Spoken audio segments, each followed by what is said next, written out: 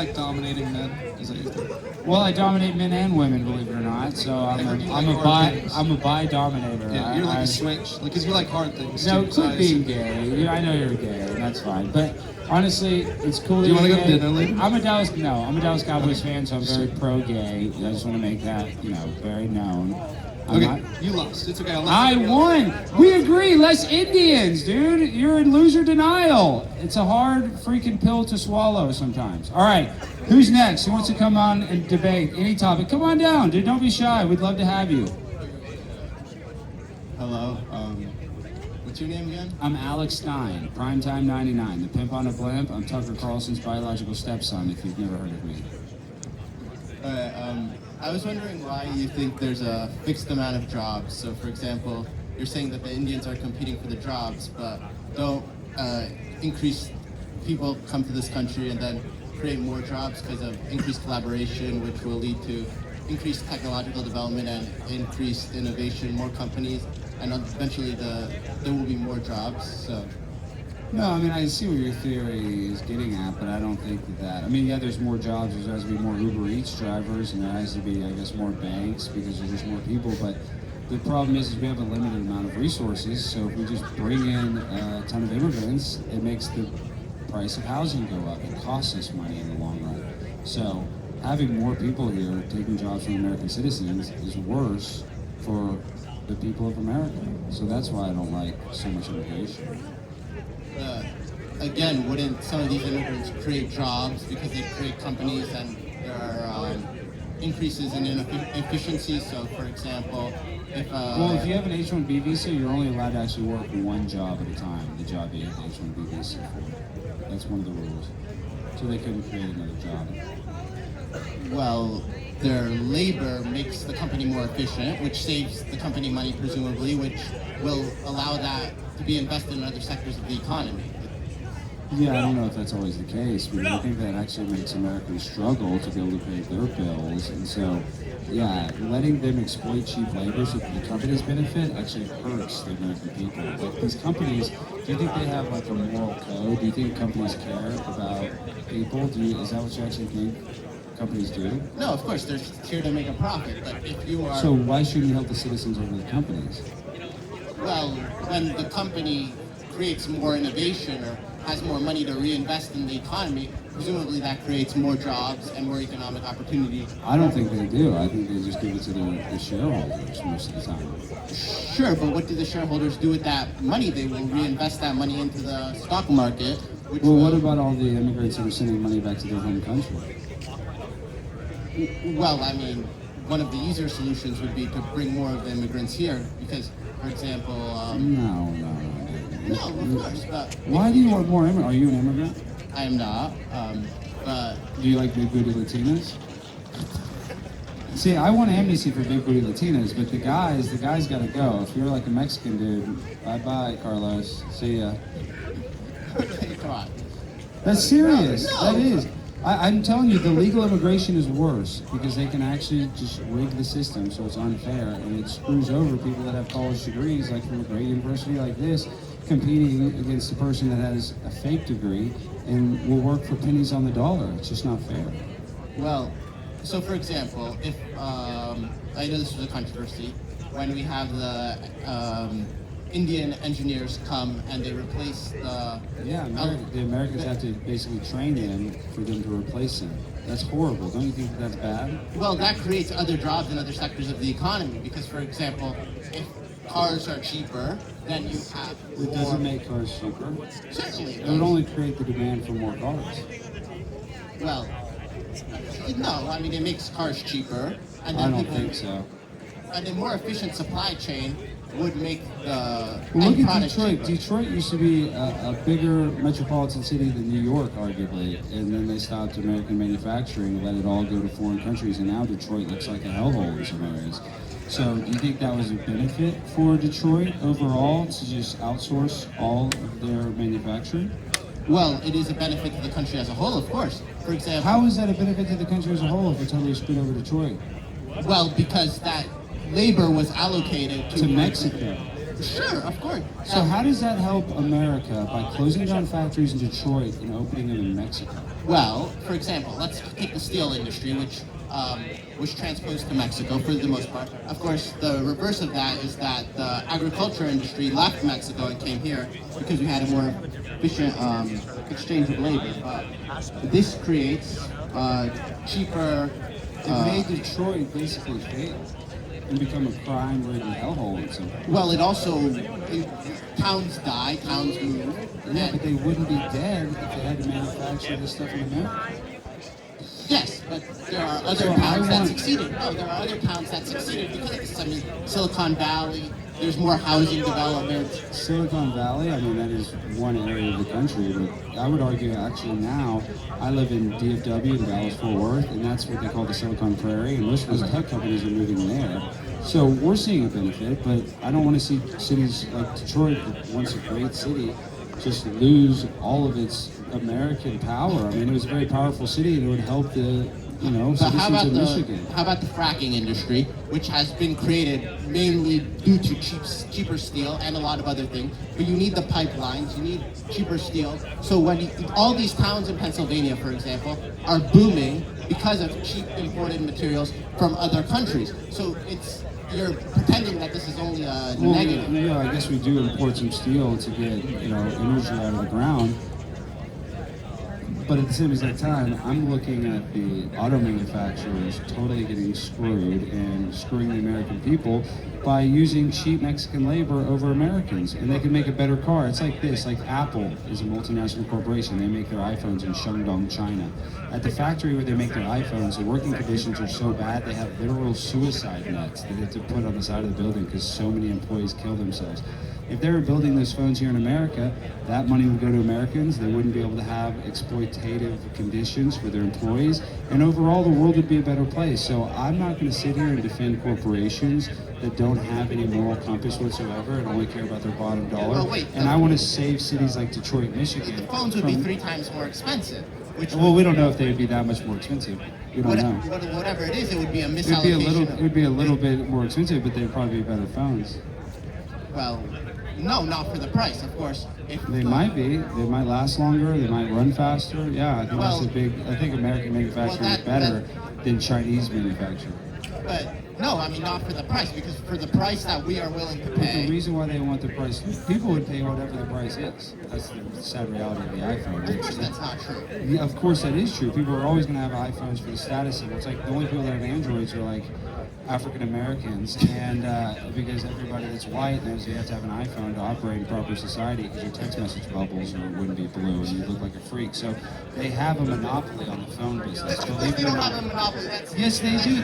Everybody here has an iPhone. They dominate. So if they made it Because here in America, iPhones are they the would. cheapest ones. If they, the iPhone's not the cheapest Or phone. There's a iPhone lot is of the one there's a- that best optimizes They could, price but I'm and saying they could technology. make a cheap phone. They have cheap versions of it. I'm just Okay. telling you, you're trying to defend these corporations. They don't care about the American people.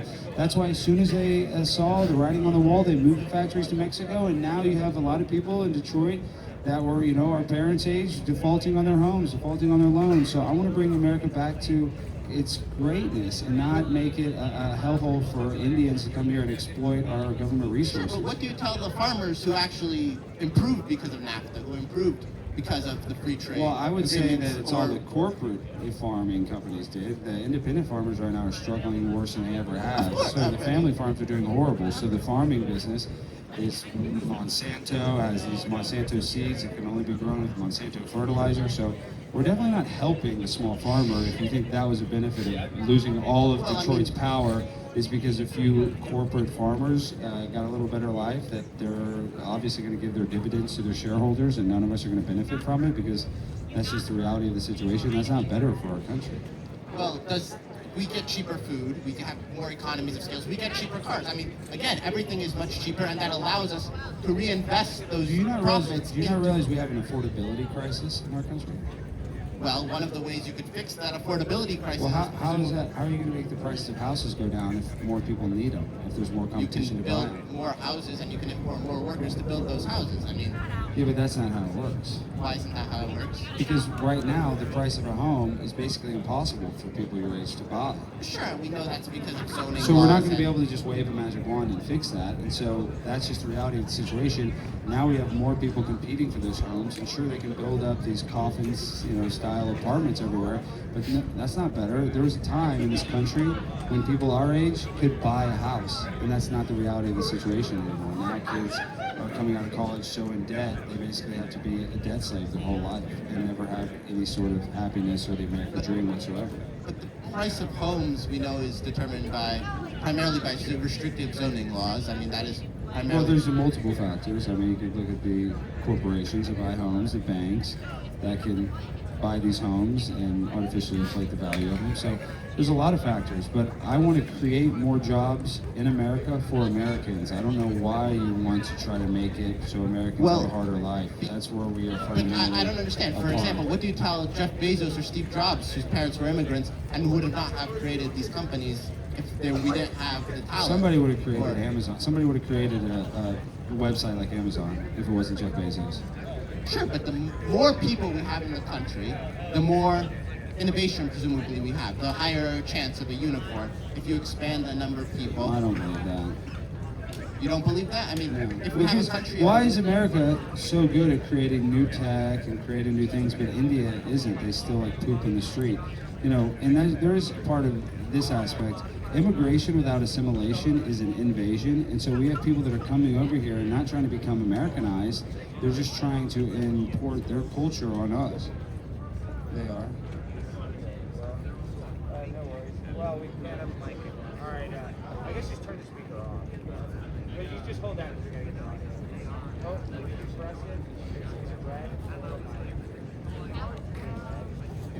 Yeah. All right. I can hear you. Yeah.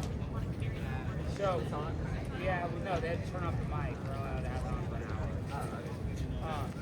So, dude, I just think there's becomes a point where there's too many immigrants. Like some is okay. I don't think we should totally close the border thing, but I think right now it's too much. This is the problem that they're not assimilated. If you don't think, then make them learn English. I don't understand. I would like that, but that's not a law. I mean, it's good. That's different than the economic argument. Well, I think there's multiple factors. It's not just the economic argument. It's also the fact that they're coming here and assimilating. I mean, look at Dearborn, Michigan. I mean, it's like, I think it's 40% white now. I don't know if Sharia law is legal, but there's areas where basically you almost have to be doing Sharia law to operate without getting, censorship by people surrounding you. So I want to keep American values for Americans. Okay, I mean, I disagree with Sharia law, and I think that... See, we both disagree with Sharia law. But the likelihood of Sharia law becoming a reality is only increasing with more immigrants. Well, that's different. True. There are different... That's true. So Wait, that's wait. true. The more Muslims that we have, the more likelihood of Sharia law becoming a reality. That's just a fact. I mean, sure, but that's completely different than, for example, a Mexican worker. I mean, if you want to make the argument that you should stop Islamic extremists from entering the U.S., or Islamics who believe that we should have Sharia law, I mean, I think that's perfectly valid. I think that's like... We agree on that. Okay, we agree on that. I don't want to live Less under Sharia law. jihad land. I want less Sharia law. Like I said, the illegal immigrants, they're taking jobs from housekeepers and landscapers. That's not what you're thinking they do. Well, I think no, because that means more people can have landscapers. More people can have landscapers. If the price of landscapers... This is if you live in Sim City, this logic works. But we don't live in Sim City. We live in a place where multinational corporations can basically exploit this labor and you can benefit your shareholders instead of benefiting the community. But doesn't cheaper products and cheaper manufacturing costs either by... But that's not what's happening right now. Prices are only going up. They're not going down. When was the last time prices went down? Well, there are multiple factors at play. I mean, if you want to... There's prices are inflation... going up, prices are going up, and prices are going up. Nothing's going to change. Oh, wait, correlation doesn't equal causation. I mean, we have other factors at play. It's not Now just... you sound like a vaccine. You're vaccinated. Yeah. Now No, you but, sound but, like Pfizer. but for example, I mean, there are other things. I mean, we've also raised the debt, which allows for less investment, loans to take out, which allows for less investment. We've also We have And all these immigrants are inflation. able to get SBA loans, small business loans, for Americans, and that takes away the ability for you and I. It makes it harder for you and I to get a small business loan. So that is happening. You look at every motel is basically owned by an Indian guy. So they're able to get SBA loans and break that money and open small businesses. So yeah, I guess that's good. So they can send the money back to India. But that doesn't help America. But if they're building a better motel or a cheaper motel or however, Not usually better. Usually they cut corners. well, then they're cheap. I mean, it's an optimization, right? We Yeah, but I want to optimize. stay in better hotels. I want to be able to If you live want to stay at better hotels, you can go stay at the Hilton. it But costs a lot also, of money. I'm not if you sure want to the stay at an Indian motel because you don't have as much money, I mean, They you don't can't. know Listen, I think you and I are just fundamentally apart when it comes to this situation. So we both agree, though, you don't want to put your Sharia law. Yes, I don't want the Sharia law. Okay. See, so we agree. Okay, fine. We agree that we don't want to live in Somalia. Okay, fine. Yeah, Whatever. see, that's a base opinion. I can applaud that. Sure, fine. All right, give it up for this guy. Great debate. We agree. See? I don't have another question. I just want to let you know that your phone camera, it's like cropping like the top of your head out. Yeah, it's got to zoom out. Thank you for telling me. Yeah, that's a little better. Okay. Still recording? Okay, good. All right, what do you got for us? Okay, I just have like a little question. So, have you ever been to Ann Arbor before? Or I guess I've been to Detroit. This is my first time in Ann Arbor. It's actually nice. Very I nice. don't know if you've noticed though, there's a bit of a homeless population here. That happens in a lot of college Yeah, cities. yeah. So, and I think my statistics might be wrong, so I'm not too into, I guess, like socioeconomic demographics. But what do you believe is the best solution for the homelessness epidemic going on in America right now? Well, you know, the sad reality of the situation is that we have a homeless industrial complex where we have a lot of non-profit organizations that actually make a lot of this money because in California, they spend, I believe, billions of dollars, enough to actually almost buy every homeless building in condo. And it hasn't fixed the situation because you need people to be homeless. So I think it's really, we got to get rid of it. We have a fentanyl crisis in this country, we have a drug and alcohol crisis in this country. And so it doesn't matter how many resources you give to a fentanyl addict or a crackhead, you're not going to use them. So a lot of these people don't even want help. So I think we got to get rid of the issue of trying to get people not strung out on the low. So how do we solve that? Maybe free rehabs, I don't know, but I just think that there's just some people who don't want help, and that's usually what we run into when you see a homeless person that's out on the street. It's usually somebody that doesn't want the help, that a lot of these homeless industrial complex companies supposedly provide. Do you believe that this should have more of a platform in terms of like, I guess, international elections? I'm not terribly like, I guess, like political vernacular. From sitting in your Do you believe that there should be more talking about homelessness, or Oh, like, should yeah, it just I be think brushed so. aside? I think so. And really, even though we're spending billions of dollars, I think that our resources should go to homeless veterans over building more bonds. And I feel terrible that our veterans don't get enough support. There's too many of them that are on the streets and that are homeless. And you know, one thing we were joking about Indians, you don't really ever see a homeless Indian. You know, their culture helps them up a little more. So maybe we got to help one another more, be a little more altruistic. And that's harder. It's easier said than done. Yeah, well, I don't have anything else. Thank you for your time. Do you No mind if I worries, take a thank selfie you. with you? Oh, yeah, for I'd love to. Guys, who's next? Or oh shit, I'm at the table. Okay. I was gonna come down. No, you Come on. Come on, get one. Jump on a blimp. Prime time. All right, who's next? Come on down. All right, I already like this guy. What do you got? Yeah, it's not even on. It's no, they haven't. All right. I want to talk about DEI, and I wonder, like, what's your definition of DEI? What do you think DEI Well, I is? mean, I think you can have a broad definition. I mean, diversity, equity, and inclusion. I think it's broad, just women. So it's obviously helping out, what they say is helping out marginalized people, but I don't think that it does help marginalized people because it makes it where a person, because of the color of their skin, can have a lower test score to get into medical school, to get into law school. So So I think it actually rigs the system. And would that be because of like quotas that are implemented, where you need to have a certain amount of people of whatever minority to fit whatever federal quota? So technically, that is not what DEI is. DEI, that's technically affirmative action. Affirmative action is a program that. Wait, if I may, sir, if I may. So affirmative action is a specific federal legislation that makes it so that federal agencies and corporations need actual quotas of different minorities in order to comply. That was abolished by Joe Biden in 2023, I think it was. So the idea that DEI implies for actual quotas is just not true. It's just not the case. It actually isn't. I think you know that affirmative action is the legislation that needs quotas.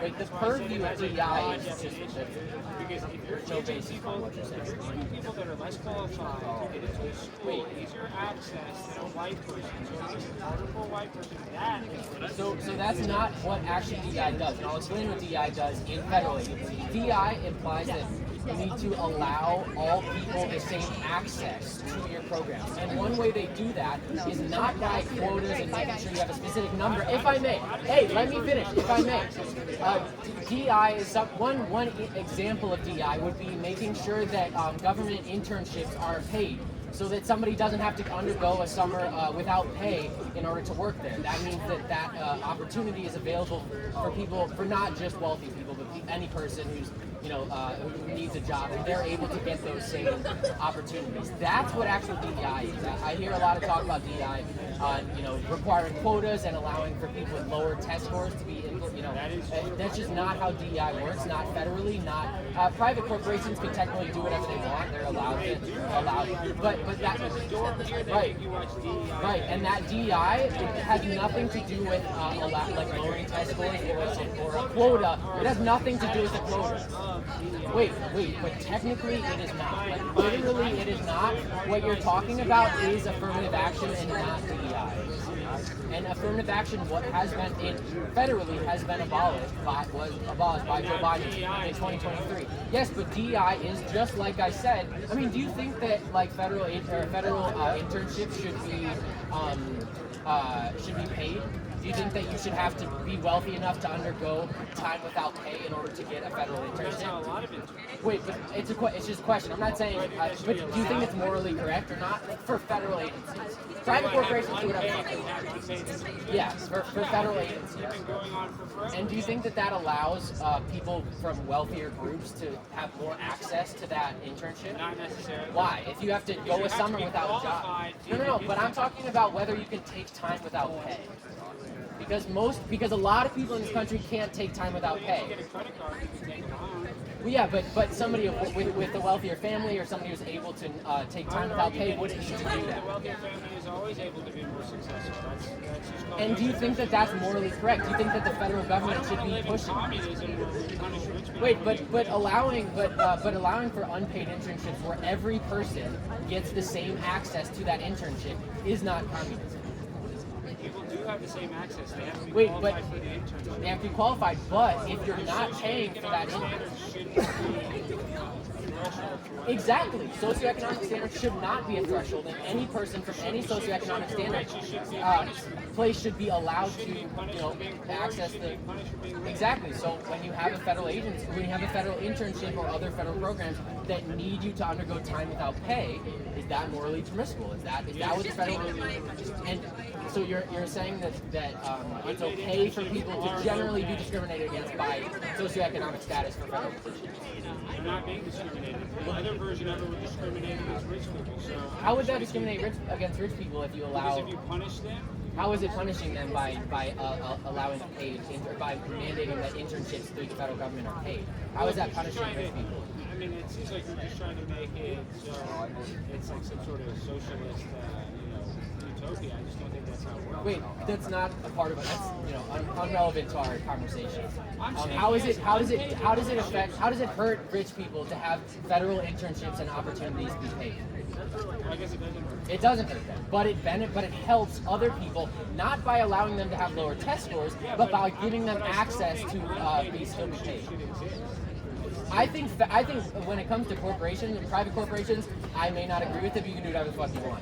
When it comes to federal internships, I think one of the things that I try and highlight when I talk about DEI is that DEI is not about allowing, a quota. Wait, but it's technically not, because that's affirmative action. You Google it right now, and I think you probably know this, but you're intentionally lying about it. Affirmative action is what mandates a quota or allows for lower test scores for different minorities, and that is through the federal government has been completely abolished, and it's not allowed for. The University of Michigan is not allowed quotas for. But what makes her a DEI pick? Joe Biden said it is for a woman of color. What do you mean? When did he? What do you mean he said that? How does that make her a DEI pick? I don't want vice presidents pick because they're a woman. Well, and that's why I'm sure you voted for Donald Trump. Of course, but I'm saying I want to live in a meritocracy and not a place that. In what way was she given the vice presidency role? Because she said that I need to pick a woman. You don't think that he picked her because she was popular given her relation to already being a vice president? Wait, we can talk about semantics of whether she was popular or not, but this is generally unrelevant to the conversation of DEI. Again, the reason why I support it. Say it again. Kamala Harris was a DEI vice president, and that is why I'm a DEI. That solely is the reason why you're But it's a DEI. big one. It's a big one. I don't want people hired based on their gender. Right, and so what I'm trying to they're qualified for the job. It's not that crazy. And so what I'm trying to get at is specifically that DEI doesn't actually lower the standard for quality when it comes to positions, especially not in the federal government, because explicitly quotas and a lowered standard of quality, whatever, are have been abolished through the federal government. Again, private corporations can do whatever the hell they want. But specifically in government, it just doesn't exist. DEI within the government is allowing for equal access. Extra support to marginalized communities. It makes it. And what do you mean by extra support, though? Like, what do you mean by extra support? Because you keep talking about a lowered standard, but that's just not the case. Instead of being a meritocracy where people are picking their vice president So based on their gender instead of based on their record. I recognize that we're not going to make an agreement here. I apologize for my opinion on this, but I think that you're just throwing things around to make your argument sound better. But like I've said, and it's that's an anecdote that's relatively unrelated to this conversation. Vice president relates to all of us. And wait, that is true, but again, that doesn't make it relevant to this conversation. Talking about one of the most powerful people on earth getting hired based on her. How would you prove that she's a DEI hire? Because Joe Biden even said they wanted to pick a woman of color. Wait, just because he thought that it's a good thing to have somebody who's a woman of color, that doesn't necessarily make it a DEI. And also, even if he did want a woman of color, that doesn't actually make it the quality of the standard of quality. That doesn't mean that the standard of quality has been lowered. Just because he said that he wanted it. Yeah, because it just barred any man being eligible for the position. No, actually, it If he just says I'm doesn't. going to pick a woman because it's a woman, then it makes it where no guys eligible. I recognize you're going to keep throwing basically what are basically anecdotal evidence that isn't that relevant to the conversation. Well, I think like I've said, I think that DEI is important, not because it lowers the quality of standards for minorities, but because it allows equal access through things like paid internships, etc. And whatever. Conversation is conversation. I hope you have a good day. Watch out for a hole in there. Thank you. Oh, that's cool. Okay, I gotta use the restroom real quick. All right, you guys, I hope you don't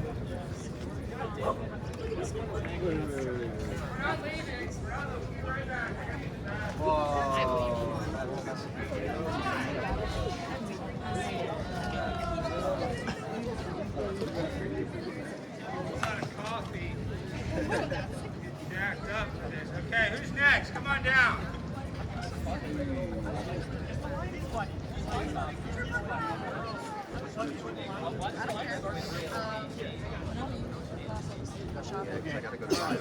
All right, what do you got for me? What's your name? Spencer. Spencer, what do you got? You look like agree on most things. Yeah, I think so. You seem like a nice, conservative young I man. think Somalians have the lowest IQ. They do. I think that just. I don't know why people defend Indians coming in. They should just go to India if they want to compete against us. I agree 100%. I don't know why we should have to compete against Indians who are going to steal jobs for pennies on the dollar. I think the only thing, what is your take on whether or not America should be Yeah, I mean, I'm a conflict interventionist. I don't want to really be fighting all these people's wars. I don't like being the world police. I think that makes us actually weaker as a country, not stronger, because it gets us in all these other people's drama. You know, we catch all these strays. So overall, I'm really not in favor of it, but I know that we have to support them because, you know, we have the petrodollar, and that's why these countries trade with our currency. We give them protection. So, you know, it's like a necessary evil, but I would like less Middle East intervention, not more.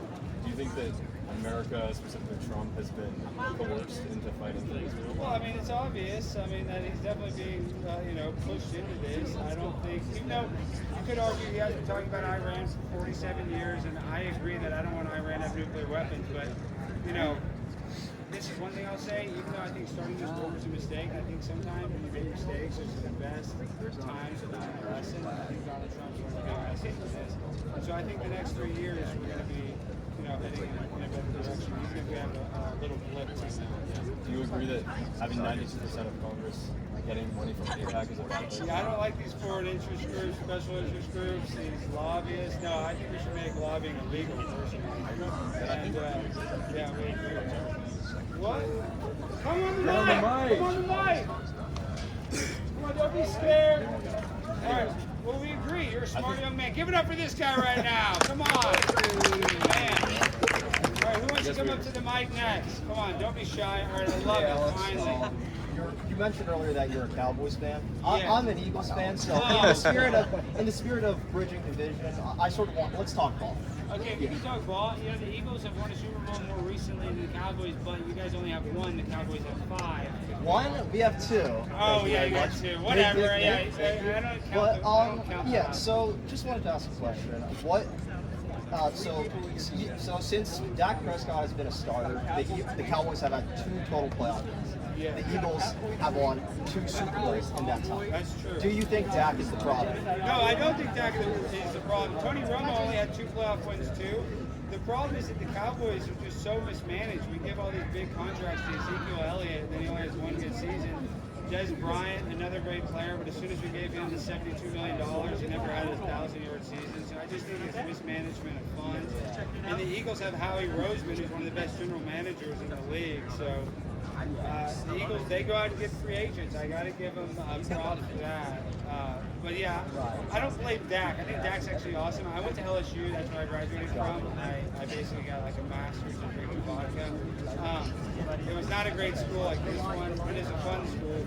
And there was a time when he played for Mississippi State where he came to LSU. I had no idea who he was, and he kicked LSU's ass. Just ran all over the field. So I know Dak Prescott's a stud, and I don't blame him. I think a lot of it's that we haven't had a good defense.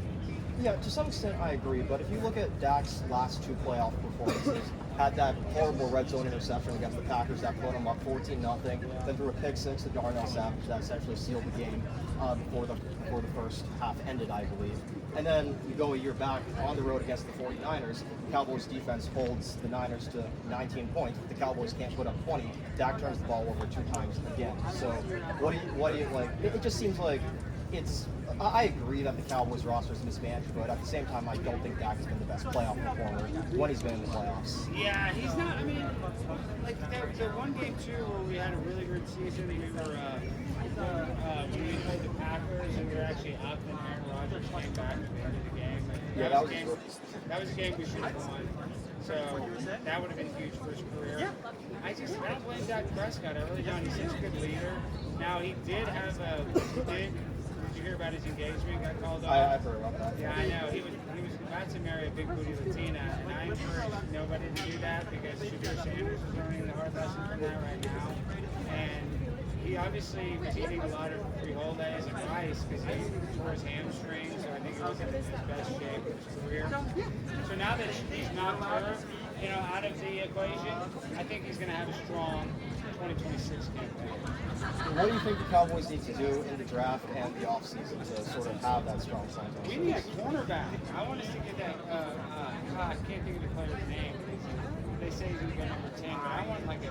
The LSU corner, Delane. Yeah, LSU. And I went to LSU. What's his name? Number 10. Mansour Delane. Or yes, that guy. That's who I want to indicate. Dude, you know the NFL. That's how I'm a ball knower. You are a ball knower for sure. Yeah. And it's Michigan. Dave Portnoy and I have the same rival. But does Dave ever come to this campus? He's come a couple times. I haven't seen him on campus recently though. I'm looking for him. I want to debate him because you're a ball knower. Tweet his name. What about their second first round? Do you know who you want with that? I want us to trade for Max Crosby. I think they're going to trade that.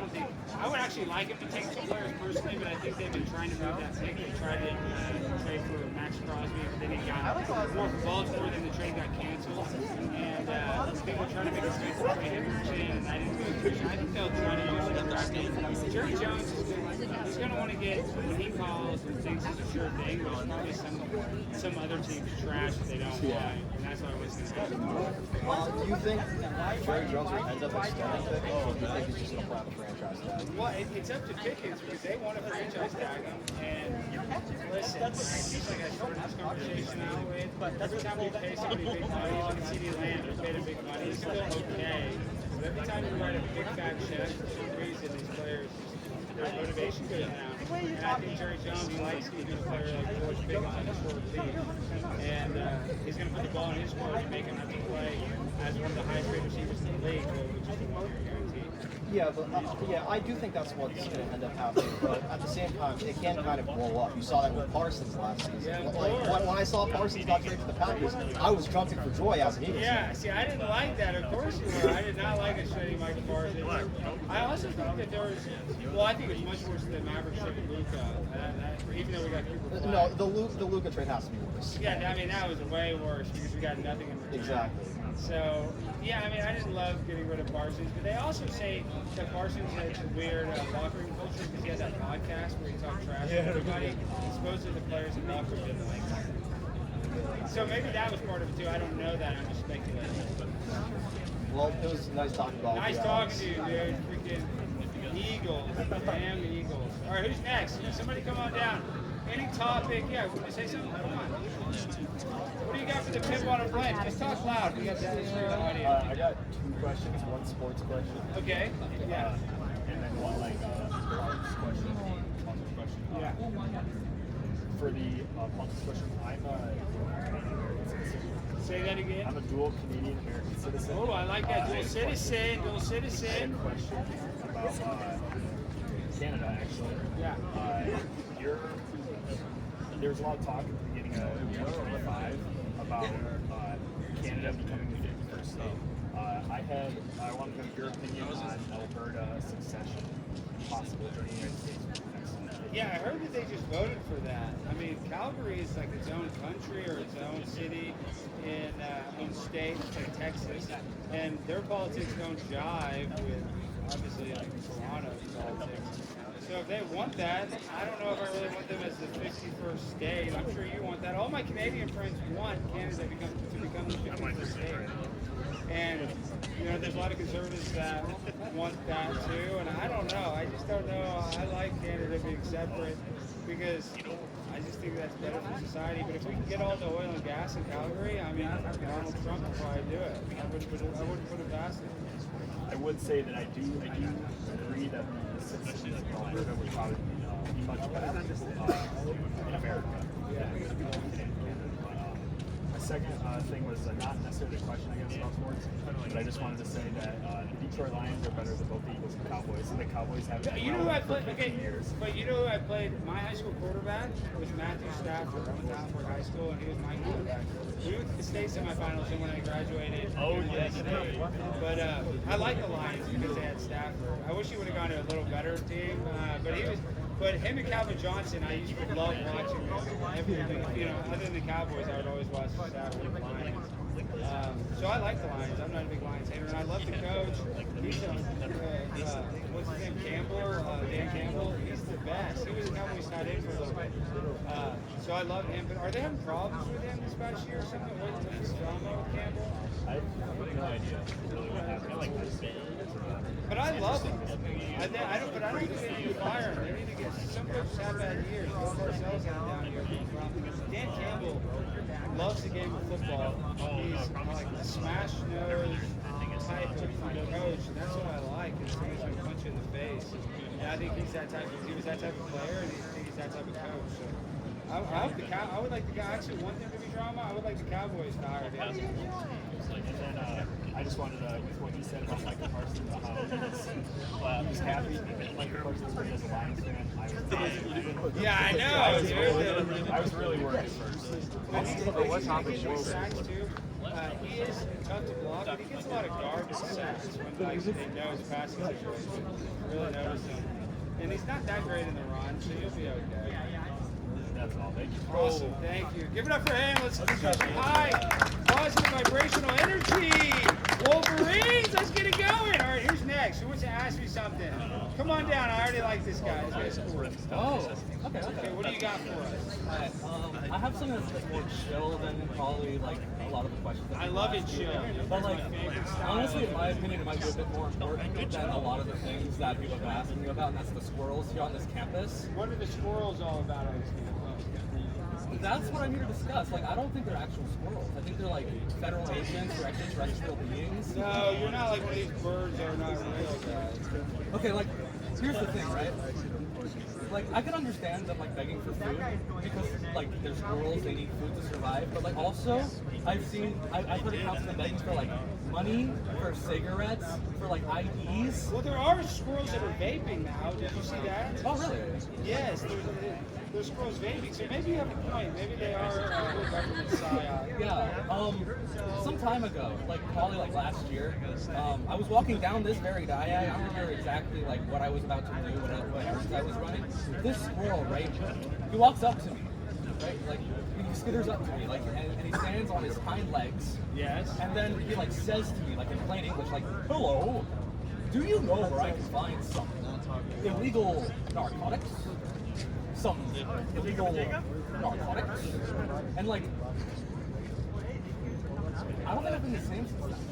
We need to stop the legalization of marijuana. I know that you're like, to one of these dispensaries, you got some of that Michigan Kush, gummies, but I think you were What makes you stoned. think I'm high? You were stoned to the bone. You think the squirrels are talking to you, dude? That means you're either schizophrenic or you're high as a kite. And I'm guessing you're probably not schizo, even though you could have fooled me, you might be, but you seem like a smart young fella, and I guarantee that you're on the devil's lettuce. I can just tell that you like the devil's lettuce. Let me also mention, right? But do you like the devil's lettuce? No, I've never had it. So what do you study? Could have fooled me. Could have fooled you. Okay. I'm just like this, I suppose. The other day, actually, like probably down there, actually. Okay. I overheard this like squirrel. I swear to God, this squirrel was going meow, meow. Like, that's not the right sound. No, dude. That's not the right sound, I is tell it? you, I think you're on legal weed. Illegal? Illegal weed? Legal. Oh, legal weed. No, I'm just on everything else. Okay, are you on a bunch of SSRIs? I'm on water, I'm on sugar, caffeine, Lexapro, Wellbutrin, Tylenol. Adderall. I know you kids are on Addies. I know you all are all on Addies. No, someone offered that to me once. I didn't really Don't want say, it. just say no. You don't need any, you're on enough natural Adderall. Natural Adderall. Just your energy levels, so you can tell they're high. I mean, I woke up like 2 hours ago. It's very hard for me to wake up in the morning. I don't think I have very high energy. Well, okay, whatever. You're cool to me. I like you. You got the cool Adidas tracksuit on. You're actually wearing one of the coolest kids here. Oh, really? Yes. I appreciate that. Did you get that as a gift? Not as a gift. Got it at the mall one day. That's what I'm saying. I didn't know you had such good taste. I feel like you got some good taste. I actually had better matching pants for this. I don't quite remember where they I are. like the juxtaposition. Oh, You got okay, the okay. Adidas white with the black stripes because we have the black pants and the white stripes. We're going, it could be too matchy and the girls would be thinking you're a freak. I just don't. Matching, so you're playing it extra cool. I like that. Okay. But back to the squirrels. Okay. Enough about the That was my central point of discussion. There was this one time this squirrel tried to bite me. Yes. I don't know what it wanted my blood for. Like, and quite honestly, it terrifies me. Like, what if that was an FBI agent trying to like link me to like all those bank robberies I didn't do? What if it was like some Jovian creature trying to like figure out how like humans work, like under the hood and stuff? I thought the kids that go to the school are supposed to be smart. What is wrong with you? What is your major malfunction? What's my major? No, your major malfunction. You're malfunctioning now, dude. We're talking about squirrels. I mean, there are a lot of squirrels here. They're impossible to like knock into Well, that. there's a college campus. There's a lot of junk and trash. You guys are probably throwing Chick-fil-A nuggets everywhere. I mean, if I was a squirrel, I'd like to live in Ann Arbor on campus too. I mean, come on, look at it from the squirrel's perspective. I did see it eat one of the squirrels once. I didn't see it firsthand, but like, You watched a YouTube video? not a YouTube video. It was like posts on like social media. So it's definitely not the best.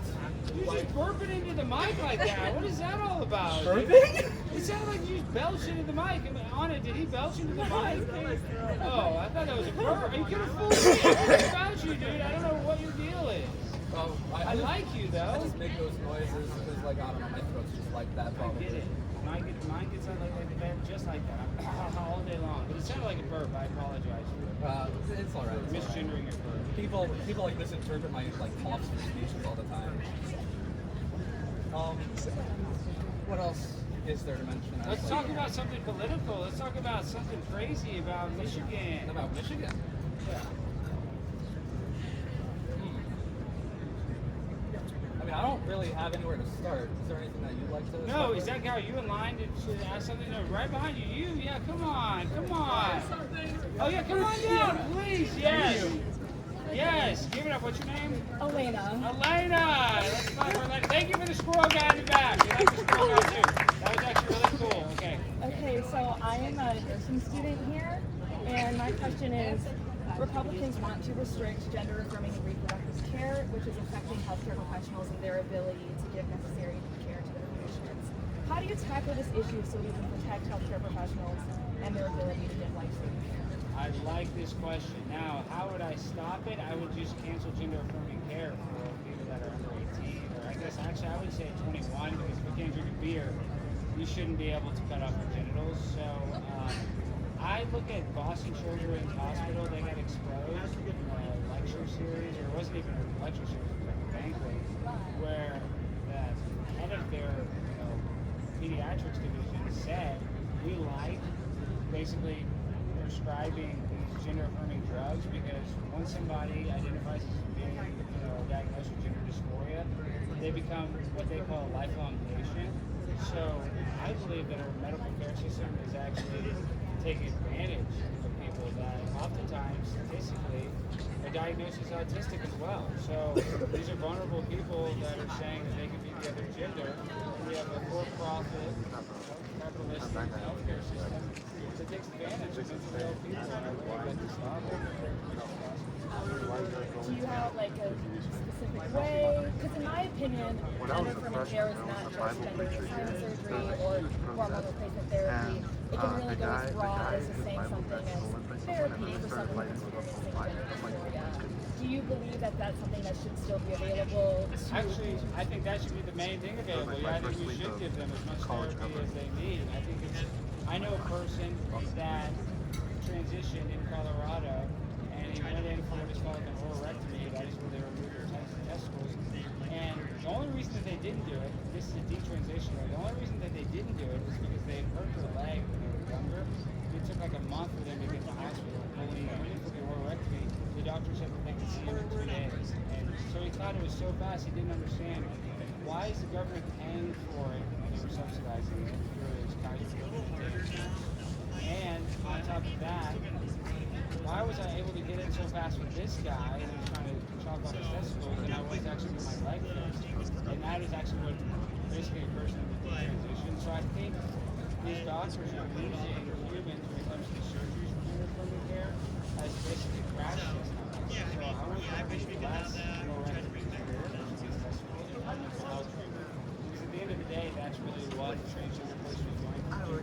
And I don't think they tell an anorexic woman that had eating issues to continue to not eating, and not eating, to tell her that she needs to get mental health help. I think that should be applied as well to people with Well, I don't believe that gender dysphoria is necessarily a bad, harmful thing in the way that everyone is. I don't think that's a fair comparison. You don't think so? No. Well, I believe that transgender people are people that are exploring their identity and finding someone, or finding their inner identity that doesn't like them. I don't consider it. You would say that if you were cancer, it's a cat. No, that's not a cat. So you think that gender is not a spectrum? Gender is a spectrum. It's not. It's not like Sex is not a spectrum. Gender is. Okay, well I guess that's gender affirming care, sex affirming care. I understand what you're saying. Biological sex is not on the spectrum, but I would argue that even gender is really not on the spectrum. We're either boy or girl because this is why when you look at like all of this transitioning, the guy that puts on the dress always still looks like a guy. So it's almost like they're always fooling. Like if maybe I would consider it actually a gender thing if a man could actually look like a woman. There's very few that are female passing trans people. So it's like ludicrous to think that they're actually the opposite sex. It's like I have to give into their delusion. I mean, I respect your identity. Why can't you respect other people's identity? I know, no, I respect people's identity. I'm just saying it's being used to indoctrinate young kids and make children feel like they're born in the wrong body. I don't think anybody's born in the wrong body. And the same reason that a woman is incredibly special because they can have a baby, you know, a man is special too. So I feel like it kind of takes away from women and it's almost disrespectful to women to try to embark. Okay. You said about. Do you think it's okay when you're in the restroom, do you like a guy in a dress that's on there and go to the restroom? I've never experienced a guy in a dress in the restroom. I have what never. What about like Leah Thomas's teammates at the University of Penn, changing it from a guy or a girl, you call it a girl, that had male genitalia in the women's locker room? Like that is uncomfortable for women. Leah Thomas is a woman. Okay, well, I'll give you whatever. Leah Thomas identifies as a woman. But I'm saying Leah Thomas still has a penis. I mean, I'm not trying to get graphic, but he still does. Paula Scanlon, his teammate, said that she was forced to have to be in the same locker room while they were undressing. And she felt uncomfortable. So situations like that make it really kind of break it down to its core that, yeah, you can put on a woman's swimsuit, but that doesn't make you a woman, and you shouldn't really be allowed to go in space. Well, was Leah Thomas acting predatorial, or was it just her presence? I mean, I would say that locker room culture is different than culture here because, like, I can go to a locker room and walk around naked, and it's totally acceptable. It's socially acceptable because that's the rules of a locker room. So by putting people in their private, intimate spaces like that, when normally two women being naked together is socially acceptable, but a guy and a girl being naked in a women's locker room is not. So there is a difference. It's kind of black and white. It is black and white. I disagree, but. Well, would you want to change next to a girl with their penis out? Well, if they're not acting predatorial towards me, that's an issue. Really? You're too nice. Well, okay. Well, you agree with me on this. You sound like you're really smart. I can tell you are smart. So I'm not saying that condescending. Yeah. So when it comes to a trans person, I mean, do you think it's okay for them to compete in women's sports? I know that's really controversial, but yeah, No! I honestly, I think it's But more. you're smart. You know that they have a biological advantage. Yes, Do you agree on that? I do, but I do think I think Republicans make it. It's not an issue really. I kind of see people coming in being like, this is a huge issue, but first of all, there's not a lot of college athletes in this country. There's even less transgender college athletes, so it's like it's hard for me to really. I know, but Leah Thomas was 457 ranked as swimmer in the men's division and then became the #1 ranked in the female don't you think that's terrible? There's people like that train so hard and were 13th place and didn't make it to nationals because they had to compete with a biological male that identifies as recognized. You know, it's hard for me to kind of put myself in their shoes because I'm not an athlete, and I think it obviously feels, they probably feel disheartened, but they, you know, it's hard for me to take single instances where you're pulling out these rare instances. I don't think Leah Thomas has been. Yeah, but there actually are a lot of students in California that are maybe not in Michigan, but there are instances all across the country where there are high school athletes, and there are some colleges, so it does happen. It's not like it's 0% chance. So, listen, I think really what is evil, though, when it comes to the transgender issue is doing it to young people. I said that at the beginning. I think that we should at least be 21 to give any sort of gender-affirming surgery. We can all have mental health issues. But if you can't drink a beer before you're 21, we're trying to protect ourselves from alcohol. I think we should protect young people from life-changing surgery. That's fair. I think that's fair. I do think. So we agree. We agree on something. I like that. I like that. But I will say that when we put bans and trying to reduce and restrict gender-affirming care, it becomes a really more broad ban than I think Republicans are expecting, because then it goes into, oh, we can't get hormone replacement drugs, and then, oh, we can't get You know, one of the hormone replacement drugs is Lupron, which is what makes it criminal, is sex criminals, to self-castrate. So you're giving that to young boys, and they say that they're social reversible. They're not reversible. They have life-altering changes to your reproductive system. I know people that have atrophy, I think that's evil to prescribe the same drug that you would give a pedophile to a young kid that might be confused. Well, there's also not the only people, it's not only trans people that are on hormone replacement therapy. There are a lot of cis women who go through menopause who need hormone replacement therapy. Megan Kelly's on it. Why? Okay. Yes, but how are Republicans going to stop that from being? You say, oh, we can give it to this people and that person, and then now as a health professional, how do I say, oh, well, I can't give it to this patient, but I can give it to this patient? How does that make it fair? Well, there's enough women that are actually getting class. Because I said at the beginning, I'll say it again. Boston Children's Hospital loves when they diagnose a young person with gender dysphoria because they believe in a lifelong patient. So I think there are actually that healthcare system is being predators. You don't get that. You don't think that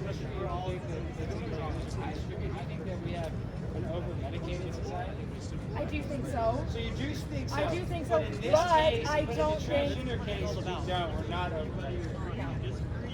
So even though basically the whole rest of the industry, I don't think the whole. I think there's case by case spot, and there's cases of polypharmacy where patients are receiving medication, but I don't think if I have a transgender patient and they're telling me, you know, this is how I feel with my identity, I'm not going to say, no, you're just experiencing transgender. I'm not going to say that. I really want to know. That is why. they are. Because if I want to give someone where they feel that they're happier in a different gender, I'm going to. Would you feel that same way if you knew that they were diagnosed as being autistic? Maybe. It's a case-by-case basis. I can't put a general thing, so that's what I'm trying to say is Republicans are trying to generalize and put these restrictions and these bans when so much of healthcare is a case-by-case basis. And I, as a future healthcare professional, don't want to be put on these restrictions. Yeah, listen, I actually want less government red tape when it comes to these things, so that's why. But, I mean, I think less than 1% of the population identifies as trans or non-binary. There's not a lot of patients, there's a lot more women. I mean, there's a lot of other medical services that need to be provided that aren't. I'm Lucas. Nice to meet you. You just hanging out, checking it all out? When I have these bans, if I'm practicing It's fun. how do I protect my license? Cool. I don't need to Well, you know, like, even though I may not agree with Well, I everything think that is being talked about, I educating still our think children about That's what it's all about. Like, whether we disagree or agree, that it matters very little to me. I just want people to be able to speak and like actually understand what each other thinks. yeah, that's true. Because I study public policy, and it just pisses me off the fact that like I'm not conservative. I have very conservative friends that are in public policy, and like they literally have to hide the fact that they are conservative. Because just because of how much of an echo chamber it is in there, and even then, like me, the moderate, I'm considered like I'm like anything. You have like anything one right, right lean. anything right about the dog is like a fascist. Like, a lot of people like. That's hilarious. It's just good. That's exactly how it was in my school. Yeah, it's mad. I was the only one raised by me in this grade. No, I appreciate you coming out, my man, and listening and hanging out with us. It's interesting for me because like I'm from Mexico, so like I like listening to what's happening in Mexico and that stuff. But definitely different. How's politics out there for you guys? Fucking terrible. Crazy. Yeah.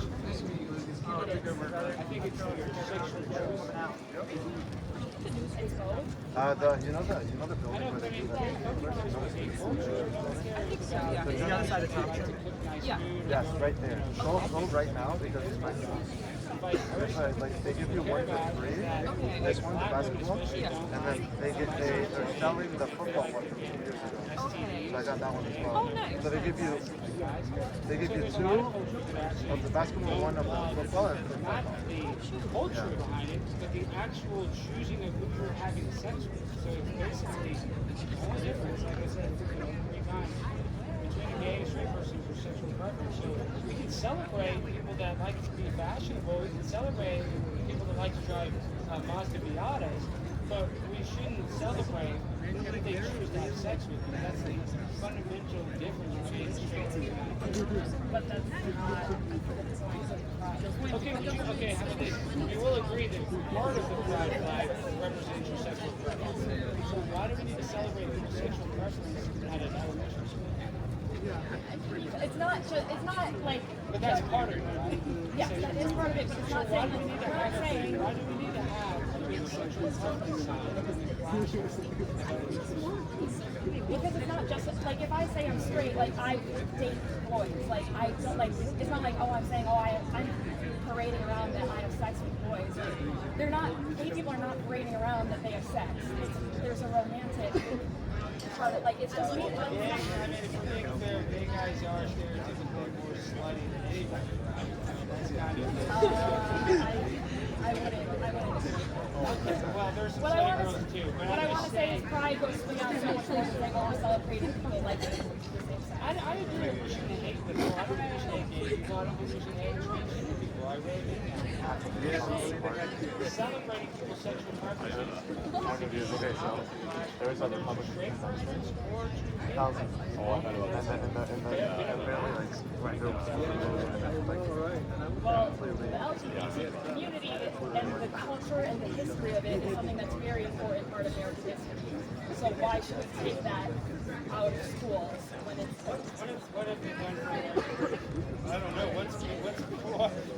what is gay people done? Harvey Milk? Is that, I mean, I don't know. I mean, I'm just saying what Stonewall, people were fighting to have a gay bar? I mean, is that really that big of a deal? well, there's been I mean, I'm not a part of the LGBT community, but so I'm not the professor. Yeah, neither am I, but you seem really smart. You don't even really know what they've done for the culture of our fabric of our society. They've gone from a point of discrimination and they fought and I fought. agree that they shouldn't be discriminated on for being gay. I just don't think we need to celebrate their sexual preferences. They weren't allowed to get married until Now they 2016, can. 10 years ago. So they were they just for their sexual preference, they had less rights than a straight person. So I don't know if they had less rights. I mean, they couldn't get married. well, I mean, when you get married, there are a lot of times these gay couples even want to get married so they can get on the other person's insurance and, have it's a scam anyway, the way that they get married before. So I don't know, it's like, I think being a lesbian's fake. Because I swear, I know that sounds crazy because I watch this lesbian podcast and they get mad at this one lesbian girl because every time she gets drunk, she's sleeping with a guy. So like, I feel like lesbians, that's just kind of a fake thing. They're just kind of doing it to be weird or different. And same-sex marriages are the same thing. Like, actually, women marrying other women have the highest rate of divorce. Fact check me. Anybody fact check me? Women, lesbians have the highest divorce rate. And that's because dating women is the main thing. But the point is, they get divorced So you did say that you don't think we should discriminate against gay people, and then proceeded to say stereotypical negative things about them. I didn't say anything negative. That they get divorced is a fact. Look it up. Somebody look it up. Look it up. I love lesbians. I think we're done here. We agreed on some parts, but there are a lot of parts we disagree on. Awesome. Thank you. So what's your name? Yeah, give it up for her. Let's clap it up. That was good. That was a lot of fun. We learned a lot. Okay, what do you got for us? Hello. So I was wondering, I didn't know that there was a chapter here for critical thinking, but I'm just wondering, like, what is the qualifications that you have to speak on all these issues here, in front of all of us? Like, I've You heard. don't know who I am? Primetime 99, the Pin Bottom Blend, the biological stepson of Tucker Carlson, arguably the world's greatest talk show host. Never heard of you. Yeah, well, Google me. I'm part of the Proud Boys, kind of, not really. I'm also a part of the Oath Keepers, which organized January 6th, kind of, not really. And I used to date AOC, my favorite big booty Latina. You can look that up. As well as I host a talk show on Real America's Voice called After Hours with Alex Stein. I'm a very bona fide individual, probably the most bona fide man on this entire campus today. And the fact that you don't know me, you're going to find out who I am, and you're going to be like, damn, not only is he one of the sexiest men in conservative politics, he's also one of the coolest. Okay.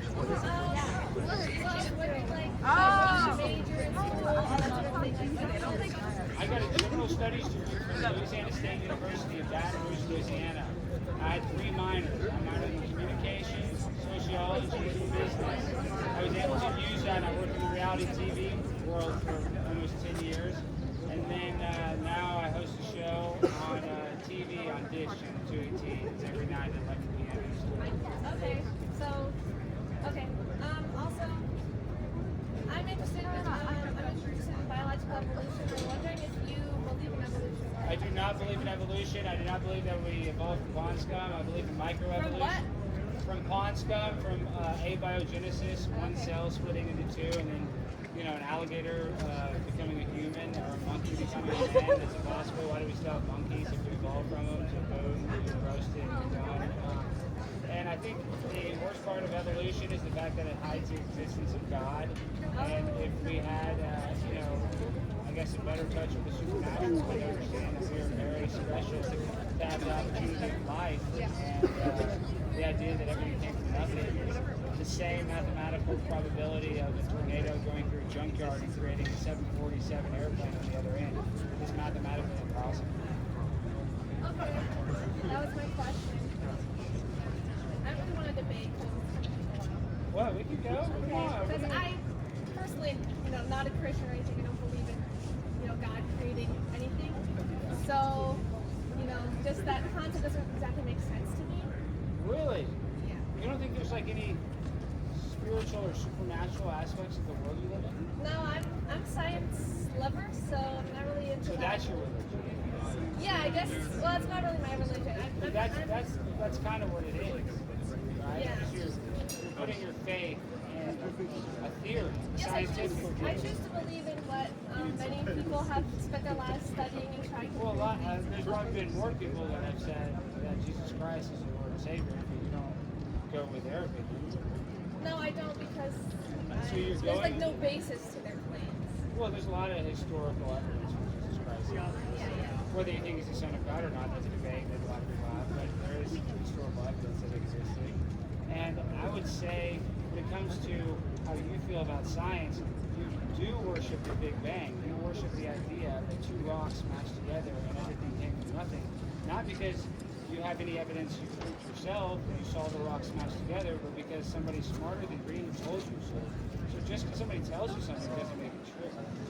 Yeah, that's true, but like just because you went to church doesn't mean that it's wrong. That's fair. I'm just saying, in your opinion, you can say that. But I would think that it's obvious, and I do think you would agree with me, actually. There are supernatural aspects of the world we live in. Like what? Like anything. I I mean, like you don't feel any. I'm just saying, like you don't feel any. Have you ever been to church? Sometimes I go to church like on Christmas. Yeah, don't you kind of feel like the Holy Ghost a little bit when you're in church? No. I think that there's been studies that say that the music in church does a lot for creating. Well, yeah, but even if that is, it's like praying, and opening up yourself to God, you can actually feel it. And I'm telling you, the idea that when you die, nothing happens. I'm not going to sit here and tell you that you have to be Christian, but I think that it's obviously important to this world. It's not. And to think that a bunch of scientists figured everything out is absolutely ridiculous. And I would think that we would have to admit that you are religious because we just worship the science. I find that, you just said that the idea that scientists have figured everything out, I personally don't believe that that's ever possible. I think one of the beauties of science is that we will never know everything about the world, but we are still curious and we want to explain things. And I personally feel that religion was created to explain away things in the world that we didn't understand previously when we didn't have technology. But now we can, run tests. We can, we know what DNA is. We have a lot better technology to understand the world around us than we had thousands of years ago. See, that's where you're exactly wrong. Do you think the past civilization before us was dumber than us? Okay, so this is why you're incorrect. Do you think the civilizations before us were actually dumber than us? No. Okay, then you just proved yourself wrong. I'm just saying that it takes thousands of years for knowledge to accumulate through generations of people and to get, the technology that we have today. And when you don't have that, it's not that you're dumber. It's that you if you don't have the tools to, figure out what's going on, you make things up, and that's great. It's not a bad thing. But now, I think that now that we are where we are, I'm just a bit confused as to why people still rely on this other source that has been, Because they trust those experts who are scientific. Okay. Okay. Well. Okay. I mean, we just have to disagree, but I hate that you're brainwashed into thinking that there's nothing supernatural. I just have never experienced it, so I don't. Like the sun, moon, and stars, you just peek at it. You don't think this is insane? I mean, I just think it's a beautiful thing of nature, and it doesn't You think it's a cosmic accident? Yes. Isn't that cool? Isn't that awesome? No. Does it have to be some guy in the sky who made this stuff? No. Somebody had to create the world. Okay. Okay, sure. I mean, okay, so if you're such an evolutionary expert, you really think that a fish grew legs and it became a human? I mean, okay, listen, a fish does not just grow legs. Well, then you see the chart that they show. That is a fake chart. That's the chart of a monkey just crouching up and standing up. Yes. That's not real. That was a dumb idea from a guy who thought he knew what he was doing. It's been disproven. The way that evolution works is not a linear. We don't have enough evidence of the transition of species. That's Wait, can you repeat that? We don't have enough evidence, fossils of transitional species. So we should have a bunch of dead non-humans who didn't make it out of the womb. But the idea that just everything came from nothing and one cell split, abiogenesis, you can't believe it. I believe it because our Earth has existed for 4 billion years. I don't know if there's a lot of evidence for that. In carbon dating, they literally got lava that they turned to stone, immediately they cooled it and they went and carbon dated it. And it was dated 1 million years old. So carbon dating goes only to 50,000 years old. I'm saying whatever the limit it goes to, I'm saying it reaches that limit. I mean, that's a brand new rock. So I'm just saying carbon dating is not as accurate as you would like to think it is. Well, probably the things that's in the lava is the thing that's really old and not if they're making a new. I don't know what you're saying, but I'm just saying that carbon dating, you the world's millions of years old. That's not necessary. Okay. I don't know how old the world is, but I don't necessarily believe about 4.4 million. But okay, back to evolution, right? So it's not your idea of this linear sort of fish growing legs. That's how it works. Mutations occur in DNA every once in a while, but remember they're happening. DNA is being replicated every single millisecond, all the time. Things are bound to get crazy and weird, and over time, over millions, billions of years, you know, all these things develop because of nature around us affects, you know, Yeah, but that's not the next move. The next move is transhumanism. We're plugging our brains. The next move for society is not like an evolved species of humans. It'll be us hooking up to computers, like living in the metaverse. So that's not good. That's where we're going. No, I don't believe that's good. Yeah. It's not related. So I'm saying, so you think we're fully evolved, is what I'm saying? Well, I mean, Or do you think we're still evolving? Everything is always evolving, right? But, that's fine. I don't think that we're changing into monkeys or vice versa. The monkeys are changing into us. Okay, so there's things where we reach a, what's it called, equilibrium, right? Where Now evolution stops. I mean, there's microevolution. I'll agree that, like I said earlier, these birds, you know, that have a big beak, will probably have a baby bird with a big beak. Using that analogy, you can look at, you know, different species. Like dogs, you know, there's a lot of different variations of dogs, but I'm just, when it comes to humans, we didn't you think we're like special? Yes. Oh. Okay, I think that's a fundamentally flawed idea. Well, I mean, Thinking human are like the center of everything. we're definitely more special than animals. Well, we are animals. Is the thing. Humans are animals. We come. Our history ancestors look just like I'm not a critics of monkey. today. I'm not a Right? monkey. See, I can do. You are. No, I can do math. A monkey can't You do are a math. primate. Like there's no No, doubt. I'm not. You're not a monkey per se. You are an ape. You're a No, I'm not an ape. beautiful thing. Not an ape. You're not an ape either. Look at you. You're white. I It's got like fishing stuff. eyes. I'm fishing eyes. I don't have a tail. I'm that deal. I'm not going to attack you. You dress very nice. You have very good fashion sense, but that hair dye is going right. Oh, you think an Arctic fox is getting in The there? Arctic fox is getting into your brain a little bit because you're too smart if you go to school here. Don't believe that we evolved from one scum. If you leave here with anything today, I know it probably didn't change your mind, but everything could not have happened and come from nothing. Like it's impossible. And I know I don't want to tell you I know exactly what happened, but just because some scientists looked at the report, actually it was created by a Catholic priest who created the idea of Big Bang. It doesn't make much sense. All right. Well, brilliant, Pastor. Thank you. Thank you for coming up. I really appreciate it. Preparation school, biology, evolution. Can I ask what your name is? I'm Alex Stein, Primetime 99. I should have that sign right there. Yeah, it's falling over. That's all right. It's nice to meet you, Alex. I'm Alec, myself. Alec Baldwin vibes, don't shoot. Yeah. So I'm a student here at Michigan. I'm a chemistry and biological physics. And I have some experience with science and a lot of different communities that live up different things. I spent a lot of time talking with different, say, not conspiracy theories, but definitely very interesting. I'm a big I don't like to call it conspiracy theories because I think it's just so easy for someone to accept everything as it is for someone to deny it. I have a friend of mine who doesn't believe in space. You might not believe in space. That's okay. I think it makes sense. These things are hard to prove. It's hard for somebody to really actually say, oh yeah, space stuff. I've never seen it. Just how can I prove myself as space? It's really hard. I can understand why someone. I want to understand what the limits of your beliefs are.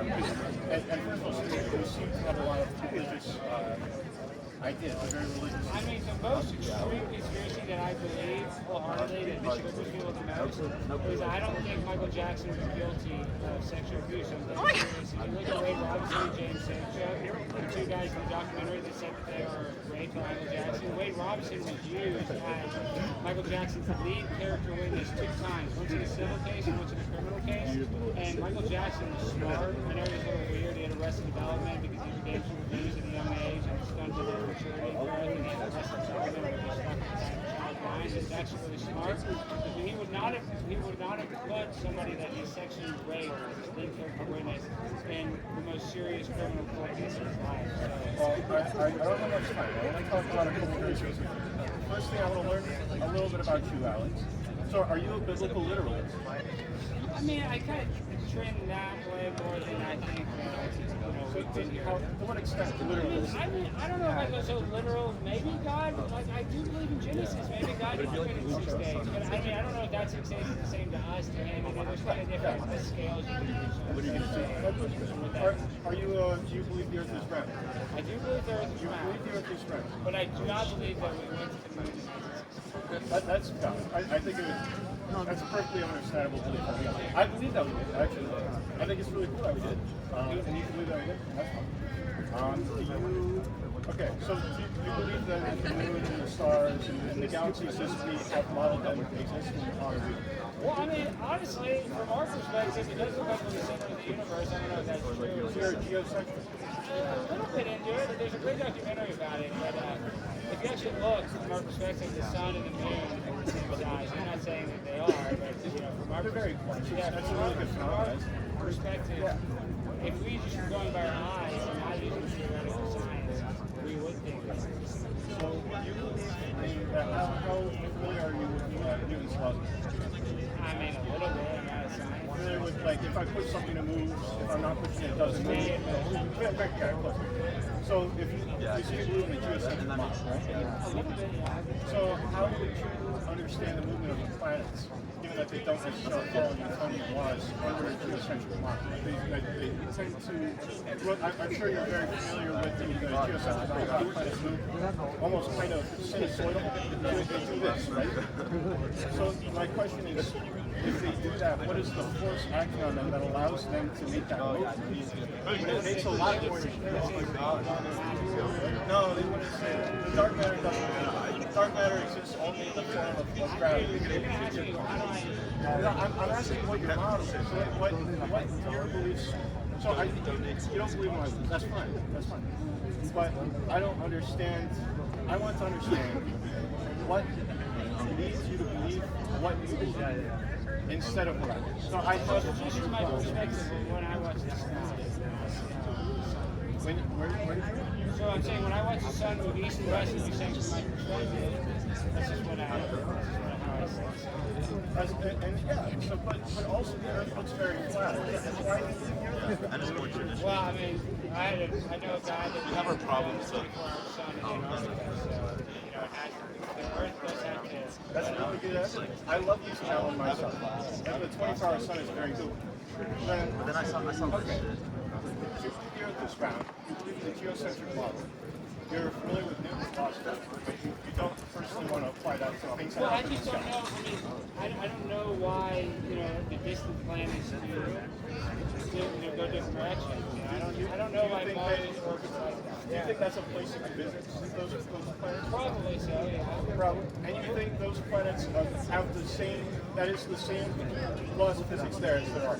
No, I don't know. You don't, but, so you're willing to just accept that you don't know these things? Yeah, of course. And that's, so then what bias do you have towards I do believing one think thing that over they the do other? have, obviously, energetic forces, and they power. Like, I really think, not that astrology is real, but there is something to the sun, moon, and stars. Like, this is what's crazy to me is that when the sun shines on us and we go get under the shade, it's cooler. But in moonlight, you can do this experiment yourself. When you get in the shade, it's actually hotter. So the moonlight is colder. It's cold light.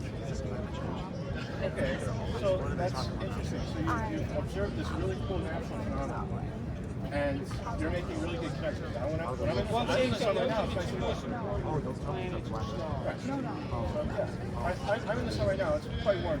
I imagine where you are. It's probably you're in the, do you understand why that's? Well, I mean, I understand that moonlight's more combustible than the sunlight. Yeah. Like if you have a beach, if you're on the beach and you have a fire, the moonlight will actually make the fire go faster. Yeah. Like it'll burn. So the wood burns quicker on the moonlight. And that's where I personally never encountered this idea. You can do it. Go on YouTube. That's something I gotta search up? Okay. Are you, so I presume you've never gone out of your way to understand our models, the current scientific model, why? Well, I mean, listen, I'm not a science expert. I'm just saying from my perspective, I think. But I want to learn about you, Alex. I'm saying, do you choose not to one of those things, or are you No, already I'm not all about believing? the solar system. So you're already not believing something you don't know. This No, is the what I'm question. saying is I think the solar system was created by God, and I don't think. I agree. I'm saying, but I don't think that we know I every agree. single thing about it. I Yes. don't think a theoretical scientist knows every single thing about every single galaxy. And I agree. I would say that sure, God created things. I loosely spirit. As a biologist, it's hard to reckon with a lot of these things. Like you said, probabilities are very slightly. But you could also say that a lot of times there's a non-zero chance something happens. It's probably going to happen. Abiogenesis is a very thoroughly researched topic. You can make a lot of biomolecules. Abiogenesis is nonsense. You really think so? One cell split, and then that cell became everything you see today. Well, Alex, there's a lot of ways that you can come up with life from very basic things. So a cell is very simple. The cell is actually it's just it's water on the outside, water on the inside, and something that separates them. Alex, that membrane forms spontaneously. It forms when fat molecules come together, driven by entropic forces. I'm trying not to use big words here, but I'm telling you that we make it know. It's a very common thing. It happens spontaneously, and it's been proven that you could do it. And in fact, it happens when you mix soap and water. When those bubbles out. You came from nothing, and the only thing you had to do equations millions of years. That's so illogical to me, and even a smart person should understand it. It sounds so stupid. All right, well, I want to give you a simple experiment before I head to class. When you mix soap and water, you get bubbles, yeah? So those bubbles are formed by the fat that's in your soap. We make soap from fat, and that is the same membrane that life is formed from itself, because it forms spontaneously. So what you've done is you mix two things, and at a time, you let it sit, and the bubbles form. Why is that any different? So that the thing that cells are made out of is the same as that bubble is made of, and you can prove it. So why? Because I think it's different than soap. I don't know. Chemically, there's a lot of things that Soap cannot just keep splitting and become out. That'll never happen. Even if you had a trillion years to a bar of soap, you just let it fester over time. And Alex, I'll add to it's not just tiny items, it's chemistry.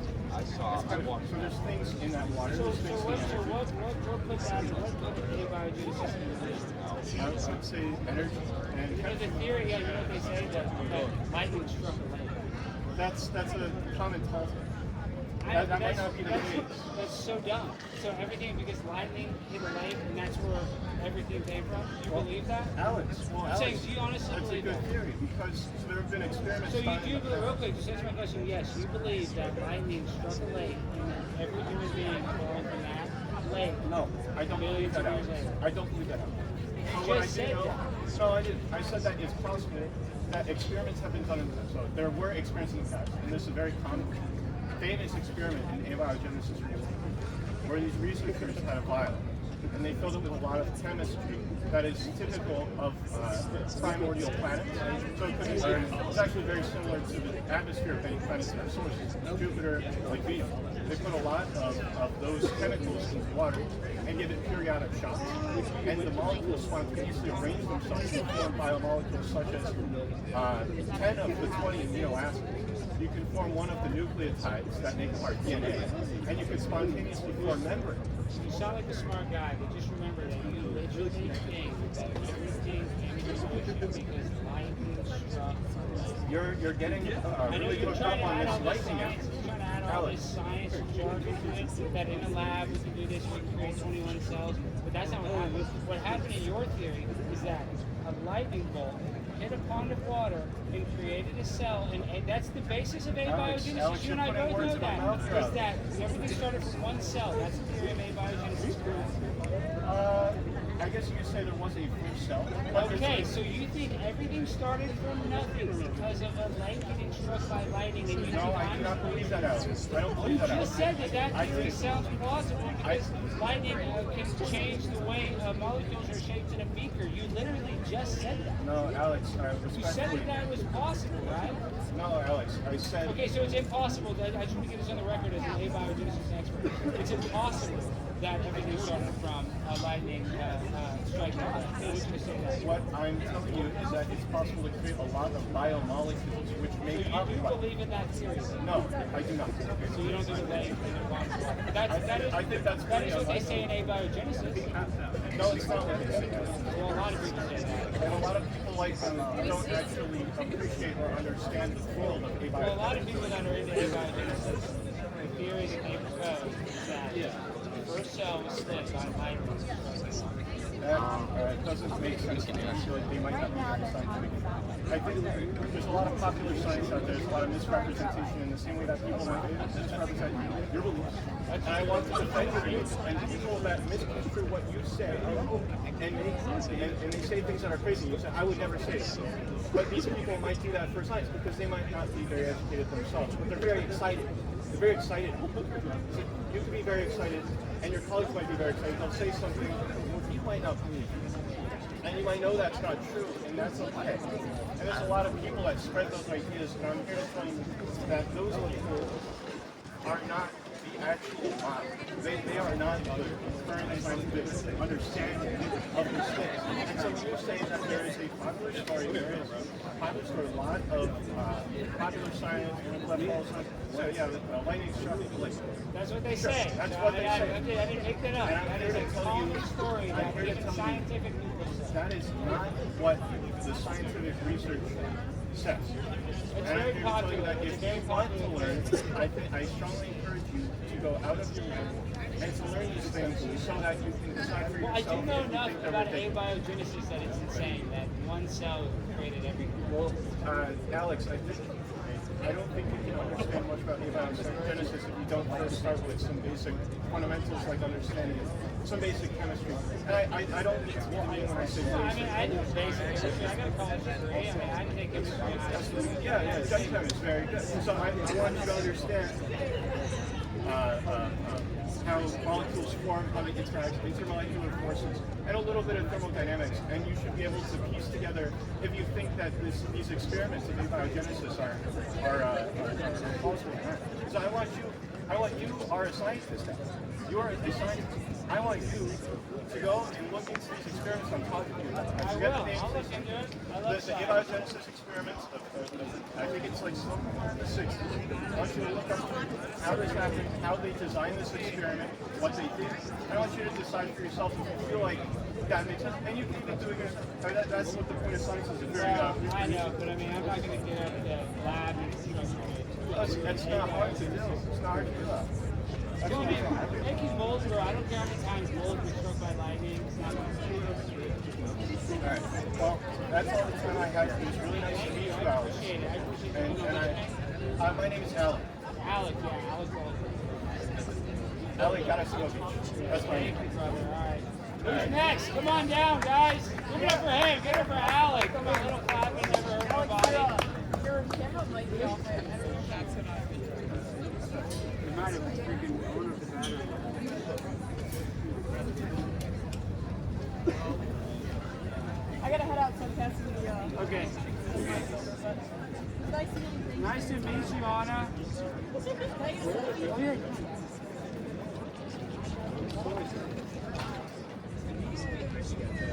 Back to me. Oh my God. All right.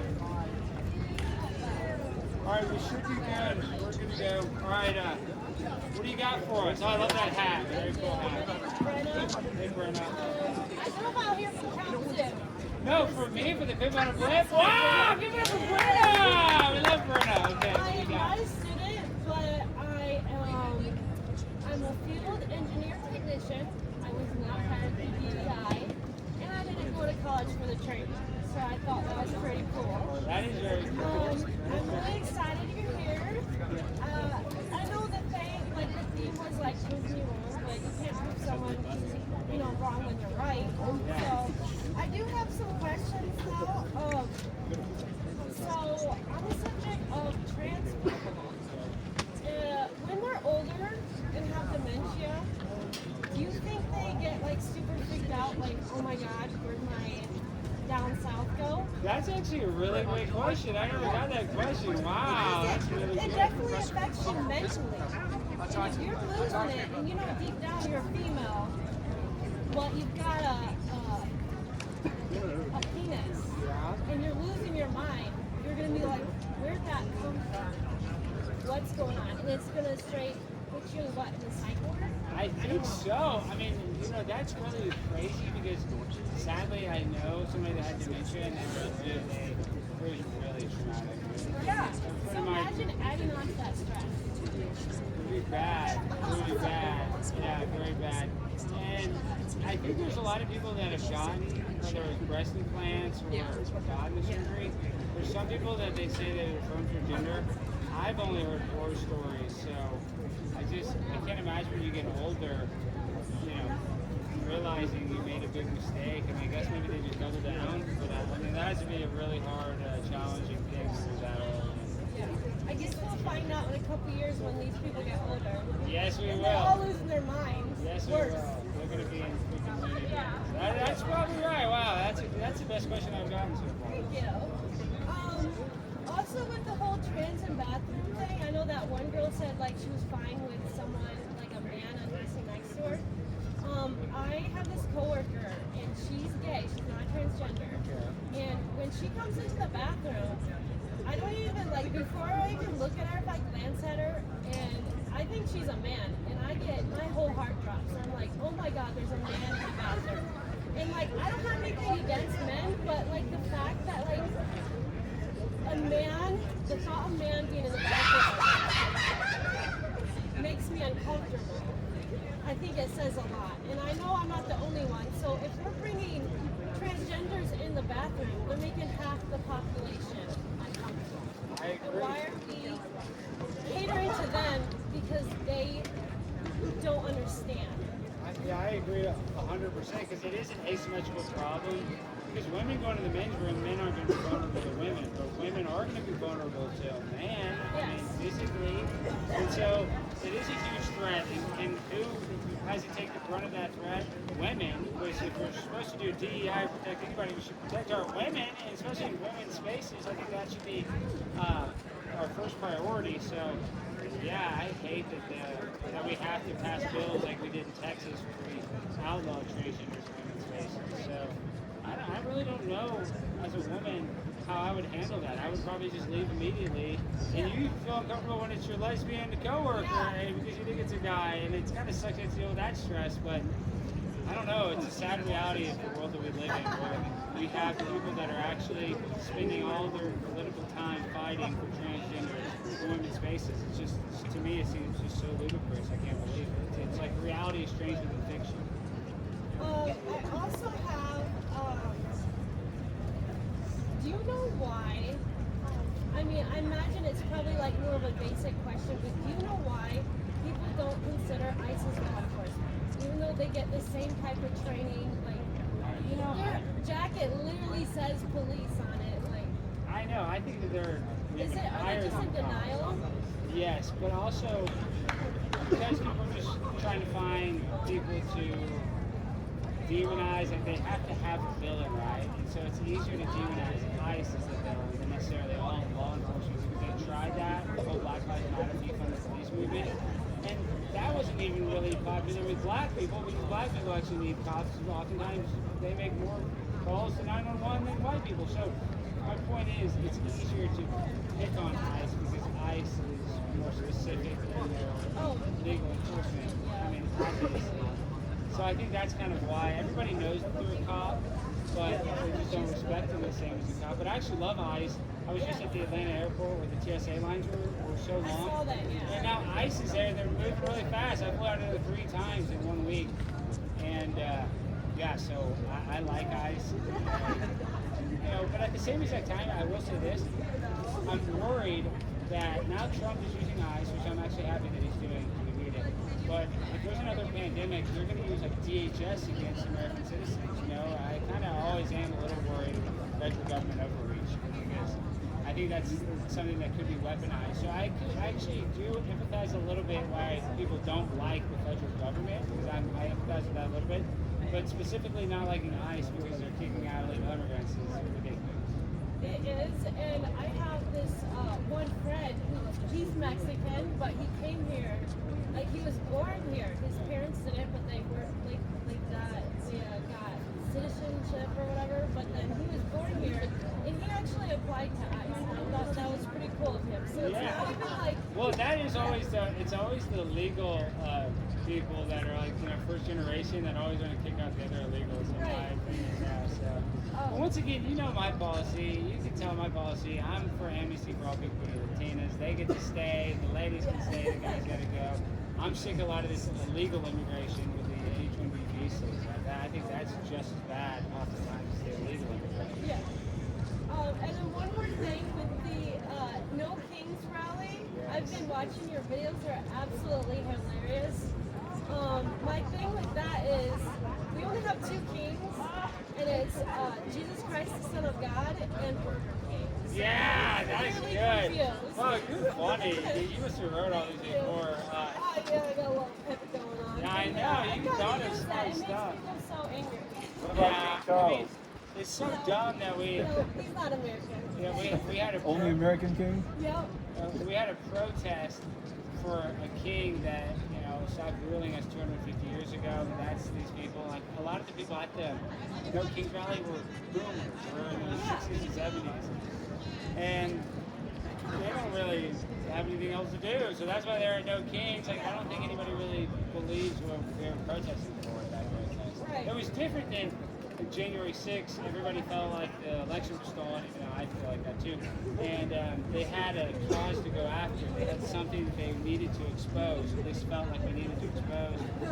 And then with the No Kings protest, like everybody's just like an idiot holding up "I don't like Donald Trump" signs, but they know that he's not a king. So it's just it's ridiculous. It just shows you how dumb we've got. Dictionary definition of a king, like, doesn't even.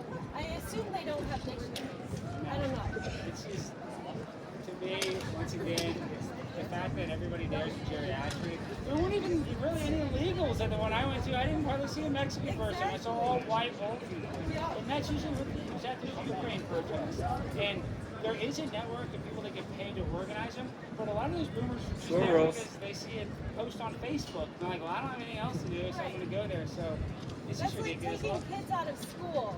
They're just leaving school for something to do. They don't even know the what kids they're could care protesting. less. Yeah, I know. I would go protest if I got to miss freaking algebra. I would go protest anything. I would go protest trans rights if I was in high school and wanted to get out of class. I don't care. I'm a high school kid. Yeah, it's stupid. A lot of these protests, though, I am worried.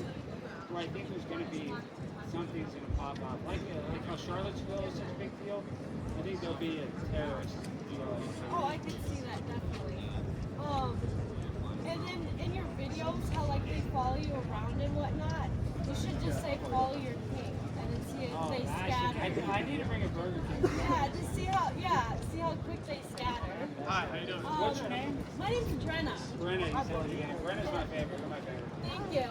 One more thing, I know it's kind of like a touchy subject, but do you believe in like the elite club? I know it's kind of like hush-hush. What are you talking about, like the 33rd degree Freemasons or something like that? Yeah, kind of like how like.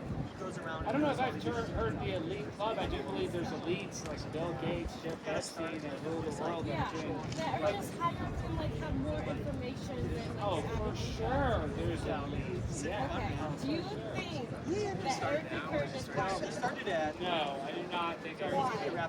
Well, I don't think Charlie was part of it. Charlie Oh, was he super real. wasn't though. He wasn't. No, I don't think Charlie was. I don't think Eric was. I have no evidence that Eric was. But this is one thing I know Charlie was never into secret societies or anything. Is that Charlie, if he was that way, he wouldn't have been fought so hard against the Iran war. And Charlie actually took a lot of heat being openly and honest with his political opinions. So if he was controlled, he wouldn't have had some of those opinions. I don't think he's part of it. I think he's fine. Yeah, I I had no evidence that Eric was. Alright, well, it was really nice talking to you. Really nice talking to Glad I was you. able to come here today. If possible, can you sign my hat? I'll sign everything. Yeah, hang out. I think we got like 30, 40 more minutes. We'll get back. We'll probably end it at 3:30 and then I'll take some pictures. We'll get back. Thank you. All right, who's next? Give it up for Brenna, everybody. Okay, is anybody up next? Or we good? Come on. Hey, John. Come on, what do you got for me? Hi, my name is Jackson, and I'm just curious your thoughts on abortion. Well, I'm anti-abortion, Jackson. I mean, that's a life. I think it's disgusting that we've aborted like 70 million babies in the last 20 years. It's something ridiculous. I don't know the exact number, but I see the argument, and I don't know where you are on this argument. But a lot of people are like, oh, well, they should be aborted because they're going to grow up really poor and they're going to have a hard life. But I think it would always be better to be alive and poor than to be dead. So my dad. Do you support any exceptions? Like my dad is like, Well, in the rape and incest, I think you can make arguments that's okay because I've known victims of that, and they didn't want to have the baby, thinking they might have problems. I know somebody that was a victim of that, and I don't really demonize him for Yeah. Are you a Christian? I am Christian. I'm not like, I'm kind of, I'm one of these, I don't want to say it's new age Christians, I think Christianity's been hijacked a lot by a lot of these modern day preachers, and kind of don't vibe with some of this prosperity gospel preachers around today. So I'm not super big into going to mega churches. I think some aspects of Christianity are not good. Cool. The reason I was asking is because I was curious if you do support exceptions, how does that take into account the life of the child that is valuable regardless of Well, see, I mean, that's what I do agree. It's like I don't like rape and incest. Yeah. And in the rare form that it happens, I don't want it to happen. But at that point, I do think it's murder.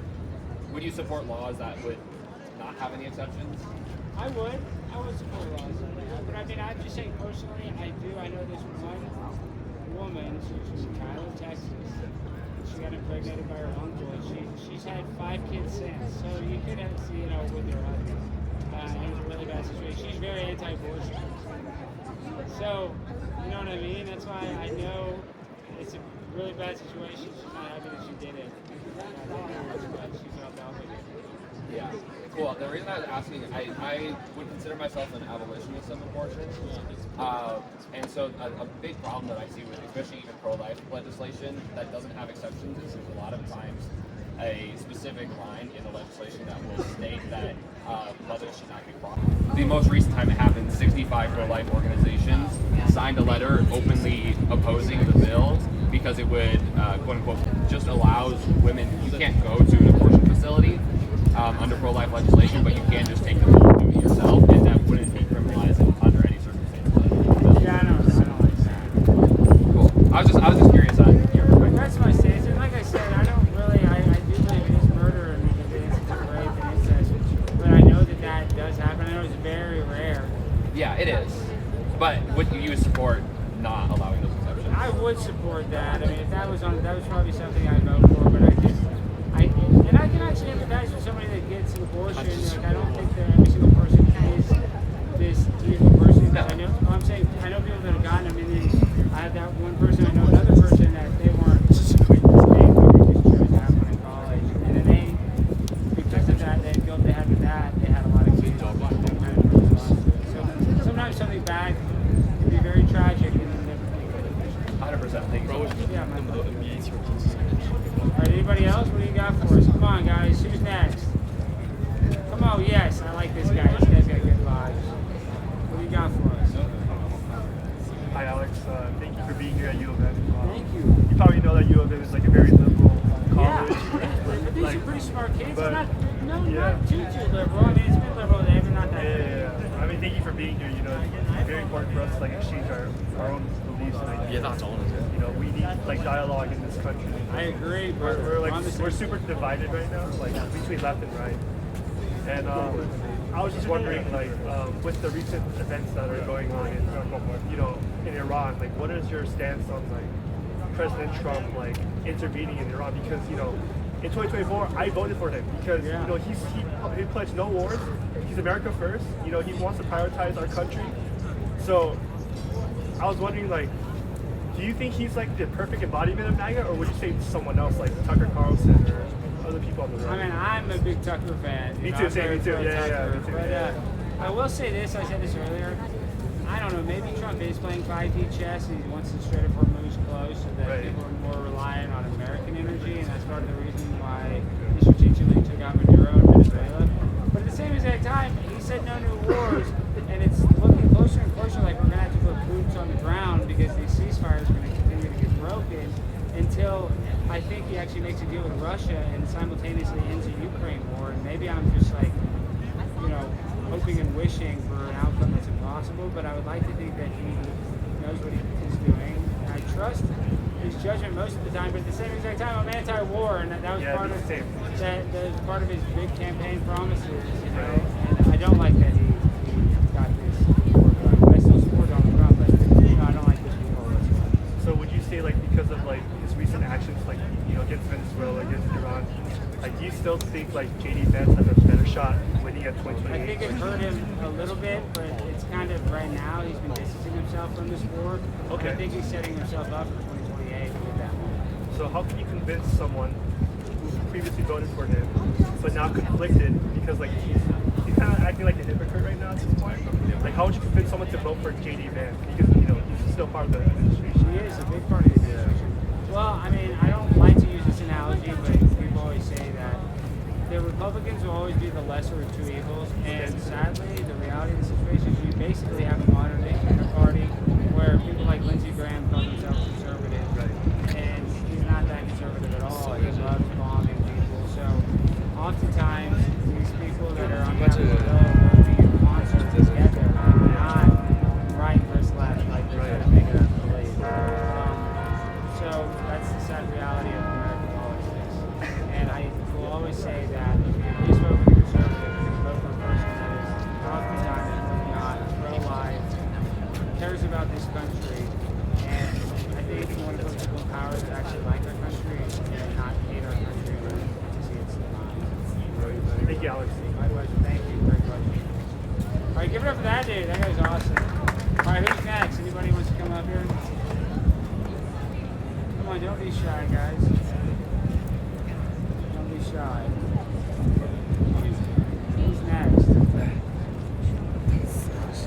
Okay, we'll hang out. We're about to, then I'm going to use the restroom. I'm going to come out and we'll take selfies with everybody. Anybody want, come on. Last call for alcohol. I'll go. All right, finally, thank you. I knew if I said I was going to get up to it. Okay, what do you got for us? I like you already. Thanks for coming out. Thank you so much. I really appreciate the Greg. You took your time to come out, and it's my first time seeing you. I didn't heard you online or anything. I was here yesterday, and Lucas over there talked me into coming into it, so I got to The question I have for you is, do you think God, and I know I'm not going to debate you on God, because I know you believe in God and the one and only God.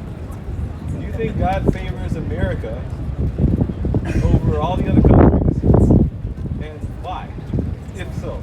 I don't necessarily think so, because I think right now... People say God bless America, God bless America. I mean, I do believe in God bless America, because, I believe in God, and even though we have a lot of, English and European roots, and I would say that Jesus Christ gave us basically our moral compass after the Greeks, and Christianity was a net positive for society, and I believe in Jesus Christ, so I do think we could argue that since we're a Christian country, we have to favor Christ. People can say that, but I do think God cares about.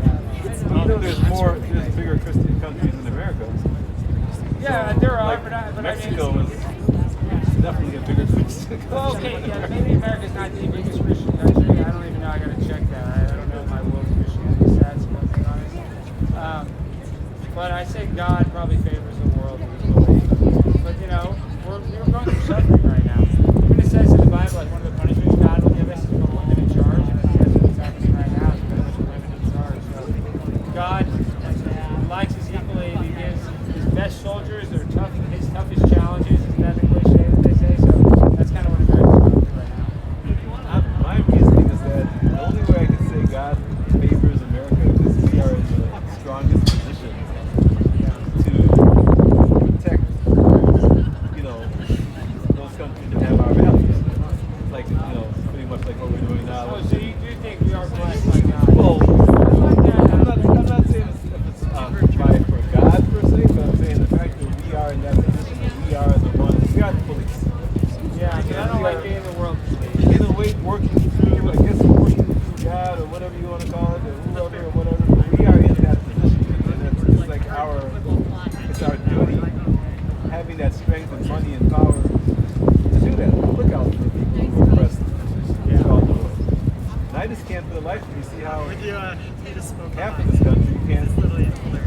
see that as a bad thing. Yeah, but a lot of these young kids are brainwashed and they're taught. Well, I tell people don't talk to anyone. I don't debate anyone unless they're 40 and up. Yeah. I tell them I got socks that are older than me. You know. So I don't even want to. You know, I grew up under Reagan. I was in high school right through his presidency. You know, we had real world issues. We had AIDS. We still were coming out of the, you know, the racism was still a thing. I mean, I didn't feel like, you know, like, but, you know, we had the Cold War. I think now it's against white people, but it's definitely against black people a lot. We didn't have to manufacture problems. We didn't have to pull problems out of nowhere. And that's the big problem I have on the left. You know, they don't think there's like self-inflicted wound. Like after civil rights, they had really no platform. There's nothing to rally for, and they don't have a platform. They're always against everything on the right. They don't have any of their own like real policies. Like, all right, this is what I stand for. Something. I stand for this. I stand for that. And all the stuff they do bring to the table, it's garbage. Most of it's garbage. You're exactly right. You know. So and honestly, I'm agnostic on a good day, atheist on a better day. But I like the policies. I like conservative policies. I can see that being better. Oh, you are agnostic, so you don't believe in God. Well, I don't believe in not one God. I don't believe any of the 3,000 gods that man has You believe created. it exists. You just don't believe it exists. Yeah, I believe in aliens. I believe in, when I say aliens, I believe there are other things out there because we have an infinite amount of planets and there's got to be life out there other than us. We're not intelligent. We're not intelligent life. We're barely intelligent. But there's got to be life out there in that infinite universe of ours. You know, that's more intelligent than us. I don't know. I feel like maybe there's aliens that are probably like demons or spirits or something. Or like they're from the ocean. I think they're back here on Earth. You saw how much it took us to get launched off this planet last week. Yeah, but they probably have portals or wormholes. You know, all those things are possibilities and probabilities. But in actual, on a day-to-day basis, in our physical universe, the ones that we can prove things are how things are, this is what's happening, this is what's gonna, if I drop this mic, it's going to go up, it's not going to go, it's going to fall, it's not going to float away. You know, policies on the conservative policies are more in line with what's going to make for a better future for America and for anywhere in the world. I agree. Give it up for this man. We agree. What's your name? Mark. Mark, man. All right, love you, Mark. All right, I'm going to go use the restroom. Everybody hang out. We'll take a selfie with anybody who wants to take one. And is there anybody who wants to ask you a question?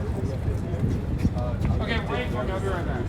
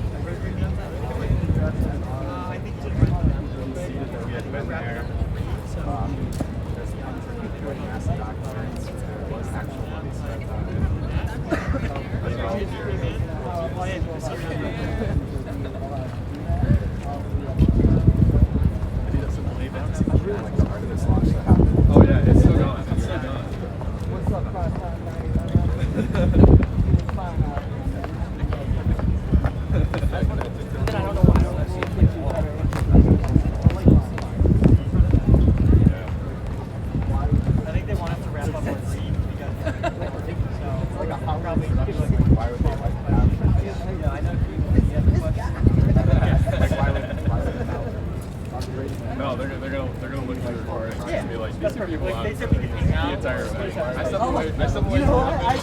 looking at this camera. Yeah. I stepped away for most of it. What's up? Not much. We're going to class right now. We just figured we'd stop by, see what's going on. This looks cool. It's like debate, like public debate? Yeah, exactly. Oh, that's so cool. I'm really bad at debating, but like maybe I'll watch it. That'd be cool. I'm really bad at debating. It'll be interesting, Yeah? to say the least. That'll be cool. Well, it started at noon, but we're done at like 3:30. Oh, wow. Yeah. That's really cool. Wow. You guys familiar with Alex Stein? So he's like,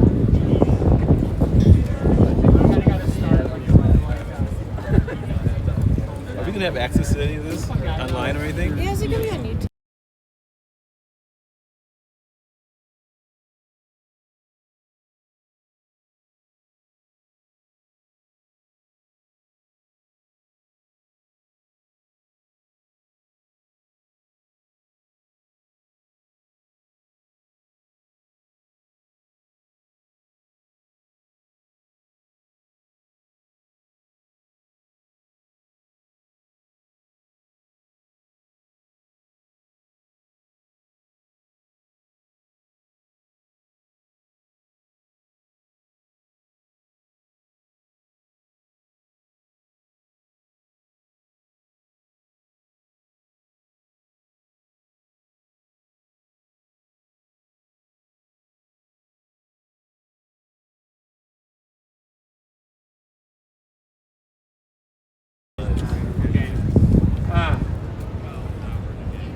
I already like your vibes. What do you got for us? Hi. Earlier you said you're kind of like a conspiracy theorist and like maybe feel a little bit like conspiracy theorist. Huge conspiracy theorist. Yeah. And you said you felt like a little iffy on whether or not we invented the moon. Yeah. So I just it seems like more likely to me that we definitely have been to the moon because like if you right now or I guess at nighttime or like take a telescope, you can look up and you can like see like the places where That's there what probably they say. I mean like you could do this. Like if They you also say that we have laser reflectors on the moon that we can like shine a laser and it reflects off and we that's can, true, you can see the laser. Like well, you can can't see actually see it, it's just a computer, it's like a big machine and a bunch of numbers come out on a piece of paper like, oh, we shut it off and this is the data from it. The reason why I don't believe maybe before we ever went to the moon, USC was able to shine a light off the moon, so like you can shine something off the moon. I'm not saying that doesn't mean that the moon exists, but the idea that we went to the moon in 1969, it was like less than 60 years after the Wright brothers invented the airplane, to me is absolutely ludicrous. And I like the Van Allen radiation belt, there's a deadly layer of radiation. I mean, look at the Artemis mission. We just went to the moon, we went to the dark side of the moon. All the images look like total crap. They look like AI crap. And they really haven't showed us any different perspective than we didn't already see in 1969 and 1972. So, something about NASA to me, I just don't believe them. I mean, especially with the moon landing, I mean, they accidentally deleted all the technology, they lost the blueprints, they used the telemetry data and they had to like tape over it. I mean, how is NASA going to run out of money for tapes to keep the data from, human, his greatest invention going to the moon? It's just ludicrous. A lot of the evidence surrounding it to me just make it seem like it was a lie. Okay. Why then do you think that the USSR, who we've been at like involved in like a Cold War with for many years at this point, like 20-something years, would like immediately concede that we had in fact been to the moon? Well, it's funny that you say that because this is what is happening now. Is that we would all think that Russia is our adversary, right? Or China. If you like listen to mainstream media, they would say, "Oh, they're our biggest threats." But when it comes to the coalition of space, we're all on the same team. The Russian astronauts hang out with the American astronauts at the International Space Station. They have different areas of it. So when it comes to the space programs, it's actually the only, even though we consider NASA a wing of our military, it's true that's how it's funded, basically. So if all of those militaries are together, maybe we're not all fighting each other. And it's weird that they can all seem to agree on living on the International Space Station, but here on Earth we're fighting proxies. There's something weird about that. I mean, I think think it's a little bit different now because at the time we were involved in like a space race, and there was like they were sending astronauts up. We're on the same space team. Well, yeah, in 2020 we are, or like post 2000s. But you think in the 1960s that we were on the same team after we had like gone to war to fight communism and had like a hardline anti-communism policy?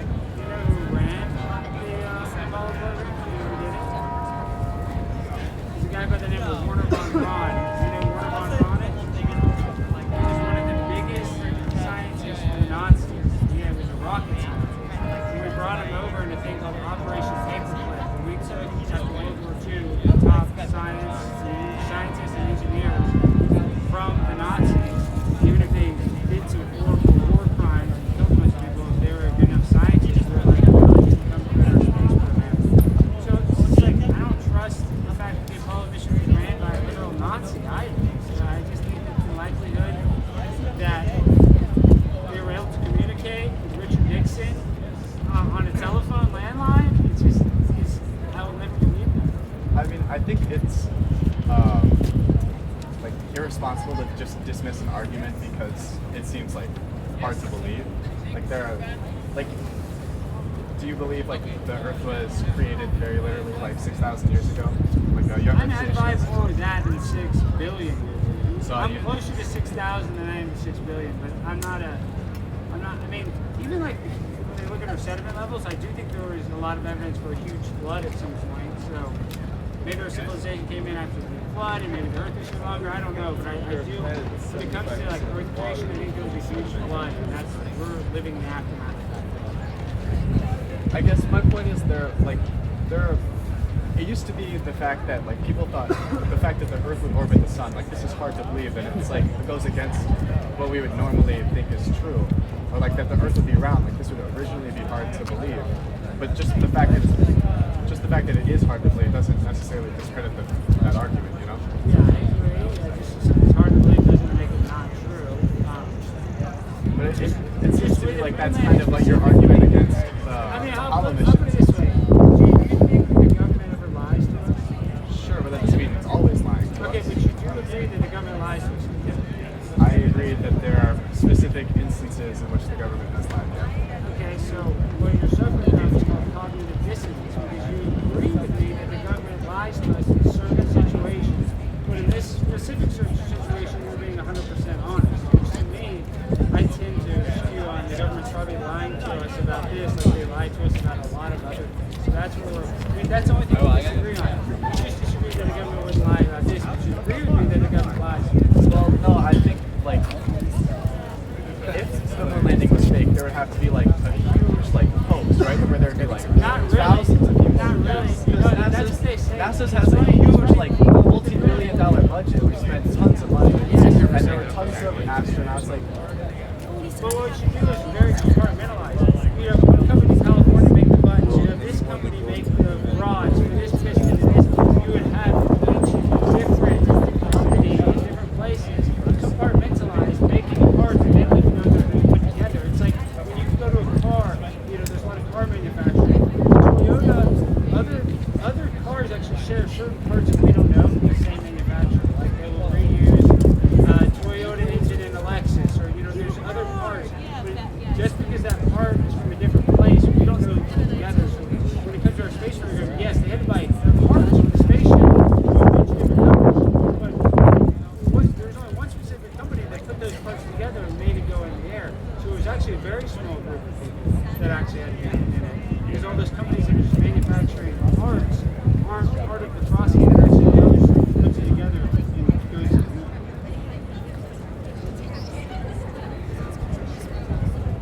okay. It's like does the manager of T-Mobile know what they're talking about in the CEO room of the T-Mobile? Probably not. Exactly right. So they're not going to be privy. If the company T-Mobile get their managers of their stores not in on the inside baseball of T-Mobile, you don't think that can happen with the NASA program? So what you're telling me is that NASA then they did like make all the stuff to like make a rocket that could go to the moon, but then they just like did nothing with the supplies or like fireworks. No, you're done. Pack up the clown show and get out of here.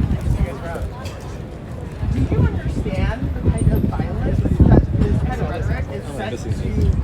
Talk about it. What's going on? I like you. I like I like her I too. bet you do. I bet you do. What's going on? Why are you shutting down? You don't like free speech? This is not free speech. This is a media circus set to involve students who you assume know less than you. No, I don't think that's the case. I think you do. Because why are you out here arguing with them when you could go and debate someone on Fox News or something like that where your voice and your opinions are wanted and desired? You're here. I like them here. Because you think that they're less informed about than you on the issues and that you're going to get this like great shot of you winning them in a debate. That's not the point of this institution, which is a higher education where people are trying to learn and expand. You're wrong. Really? I think college kids are some of the smartest kids in the world, and I'm not just saying that because they just got out of some lecture talking about the specific subject that they want to actually debate. So I don't come here because college kids aren't smart. I come here because Were you invited by anyone? Yeah, I was invited by Turning Point USA and the university. Right. Is Turning Point USA affiliated with the University of Michigan in some way that I'm not aware of? We have a chapter here. You have a chapter here, right? But you're not a club that was created by the University of Michigan. And the person who created Turning Point USA, by the way, you want to start doing that shit? You saw how well it turned out for him, right? The people from his own side killed him. So, I'm just suggesting, no. I do read the news. Please. He was dating a furry, right? And he was raised in a Republican home. He was raised in a Republican home, and his father was a police officer. Yeah, his parents were, but a lot And of he decided that your toxic garbage was so vile and that you could not be talked down, that he had to kill him. Yeah, because he's mentally ill. He's a gay mentally ill. Oh, he's a gay mentally ill person. What exactly is his mental illness? He's almost as mentally ill as Well, you. I mean, one thing that we know, he has homicidal tendencies. So That's not a mental illness. Please go on. Somebody is a mental illness, believe it or not. That's not in the DSM-5, which I'm sure you've read. It doesn't need to be in the DSM-5. I think if you have an illness in your head where you think it's okay to kill another person, you're mentally ill. That's Donald Trump then is threatening to bomb Iran to come. Is that not murder? Is that not murder? Is that not mentally ill by your definition? I mean, I guess you could argue that Donald Trump, being the commander-in-chief, is in charge of people dying. That's a sad reality. No. That's not what I said. You said the definition of mentally ill is one. You said, sir. I know that I can talk louder than you, so I'm going to need you to let me finish what I'm saying and stop interrupting me. Because I let you speak, you need to let me speak. Please stop. Go ahead. You said having homicidal rage makes you mentally ill. Yes. Yep. Donald Trump 2 days ago said he was going to bomb a civilization away. Yes. Do you not qualify that as homicidal rage? No, what he's doing is he's trying to send a message on how important. Wait. She's taking Donald Trump literally. That's her mistake. My mistake is taking Donald Trump literally. She's probably taking everything on the left literally. That's her problem. Okay. That's why she's standing here. Let's talk about Project 2025 then. Because so far, everything that they put in Project 2025 as not happening has happened. That's not true. So we didn't dismantle the Department of Education? As it should have been. We didn't get rid of DEI? As it We should have didn't been. say on day one that we were getting rid of gender ideology? As it should have been. So our public education system is a mess. Do you think our public education system is doing well? Do I think our public education system is doing well? The University of Michigan is the public education system. She's your example right there, Alex. This is your example. The kids are not even reading at the grade level. And you blame that on dismantling the Department of Education? I'm saying we need school vouchers. We need to like school vouchers? Really? Who does that help? It needs to help kids that actually. No. I'm not asking who it should help. I'm asking, according to the data, who is disproportionately affected by school vouchers? Oh, what are you gonna say, black people? No, I'm saying places that don't have high income taxes. But it's fun that you equate poor people with black. Well, I mean, that's just like a denial side of things. Well, I think that's just completely fine. It's facts. But liberals don't deal in facts. They don't deal in facts. Did I say I was liberal? Well, what are you? You're definitely None not. of your goddamn business for one. I'm really. And I'm having a conversation with him, not you. I like you. I like your attitude. I like your passion. And I know we probably agree on a lot of stuff. I don't think we do. And I'm going to tell you why I don't think we do. Because I firmly believe that there is absolutely no reason to go to a public location like this where students are just walking by in order to cause a scene and draw attention. You're the only one causing the scene. I'm giving him the attention he wants. And to record it in order to try and profit on youth and immaturity. I educate students. I'm trying to get them to think more critically about the information that you're putting out there. You might not know who I am, but I'm well. Oh, I don't give a fuck. No, what I'm saying is, I walked by and I saw let me explain to you who I am. Budget Charlie Kirk in the Diag. What I want to say is that I am a free speech absolutist. I'm well known for going to city council meetings and pushing the limits of the rules in order to speak freely. For what reason? Because I think it's important. Because I do think that our speech is being limited, especially on college campuses. I think in what way? Well, you can't use a mic. You can't use a mic. You can't use a mic. Right now, they do not use mics.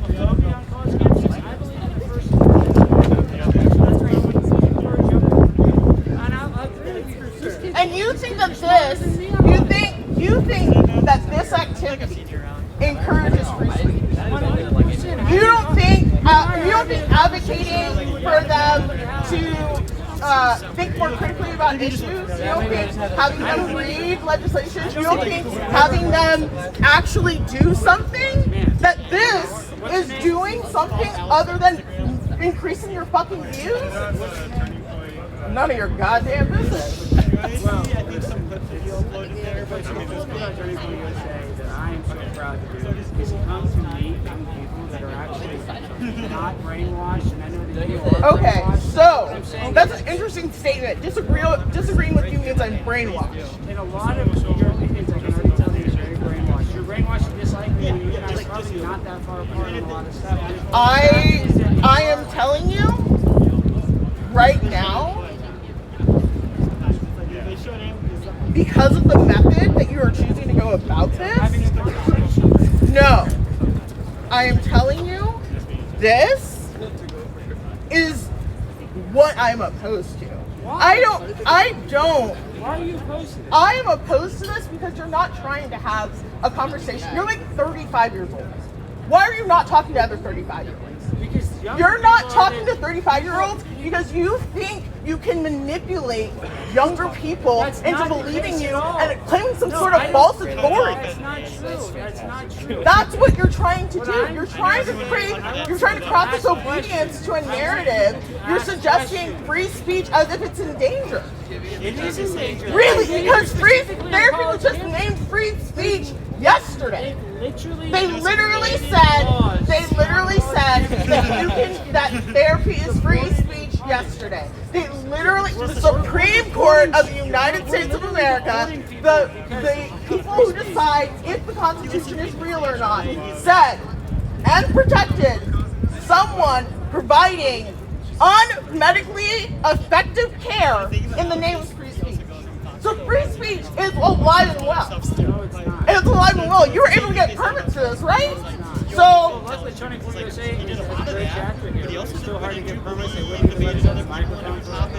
because you would be disturbing the classes.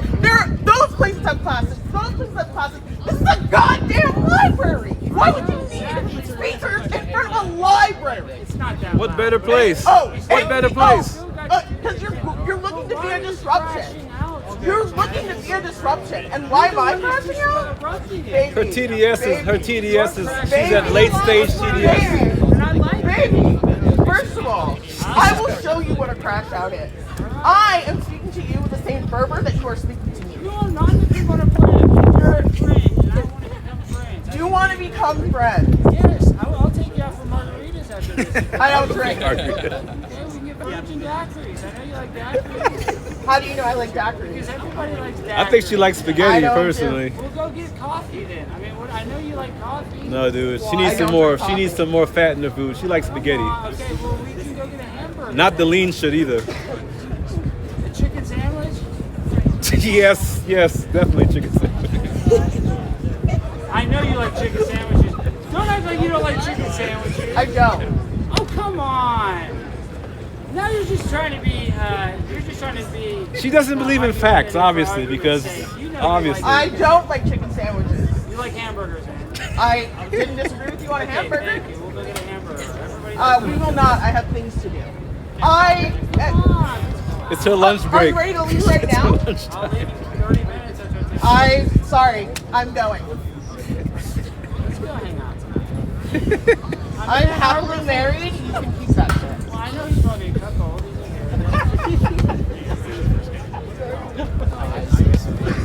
My husband is a cuckold and what? Because I can tell that any man married to a woman with sheer aggressiveness that he is the female. Is it because I intimidate you? It's No. very common. No, but Men who are intimidated by me want to fuck me. And that's exactly what you're doing right now, and that's weird for me because I didn't come in here with that energy. I came to debate you at an equal level, and somehow you made this strangely sexual, which I don't like. That's called sexual harassment. And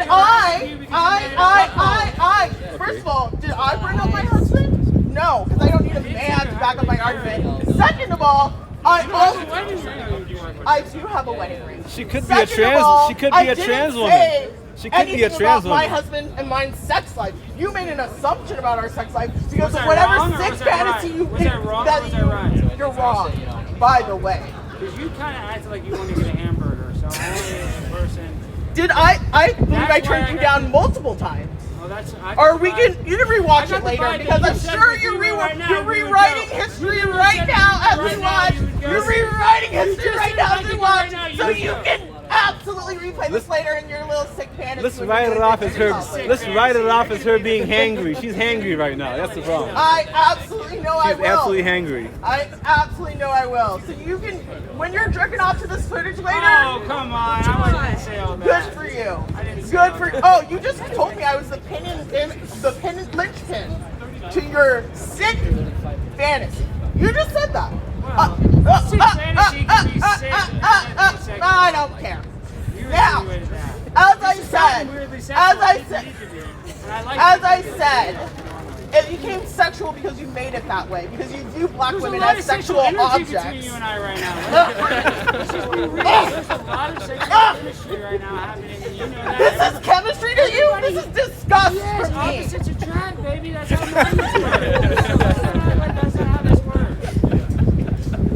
What exact psychiatric meds are you on right now? Does your doctor know you're here? Yeah, my doctor knows I'm free and clear. I got a clean STD test, and I'm ready to rock. So I got nothing to worry about. Not after tonight. Good. Okay. As I was saying, you're only here because you think that you can socially dominate That's not the true. students here. To be honest, because we've already, I'm just telling you, these college kids and the subjects they want to debate are much smarter than me 95% of the time. Right. But So when what I- is it in it? What is in it for you being This here? is the God's honest truth.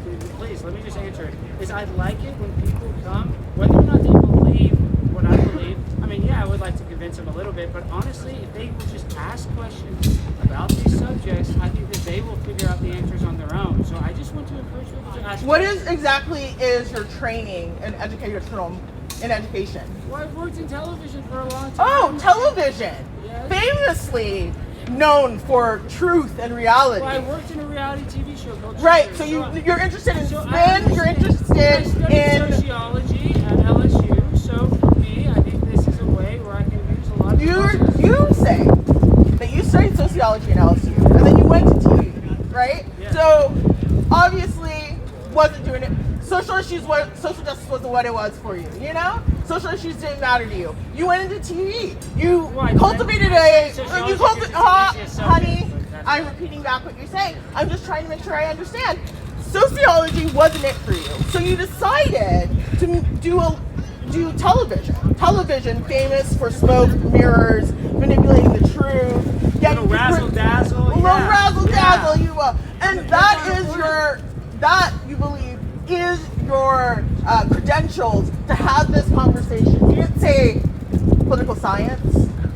You didn't say philosophy. Does Donald Trump have those degrees? Does our president have those degrees? I didn't vote for him. Listen, I got the pizzazz. I'm a pimp on a flip. I'm able to agree with the show. But why don't you then feature people who are actually knowledgeable about the topic? No. But then why don't you feature people who are actually knowledgeable, who have things of value to say? You can talk about any subject that they to want. talk to them. I'm sure they would love to have one of their professors come out and then razz the fuck out of them.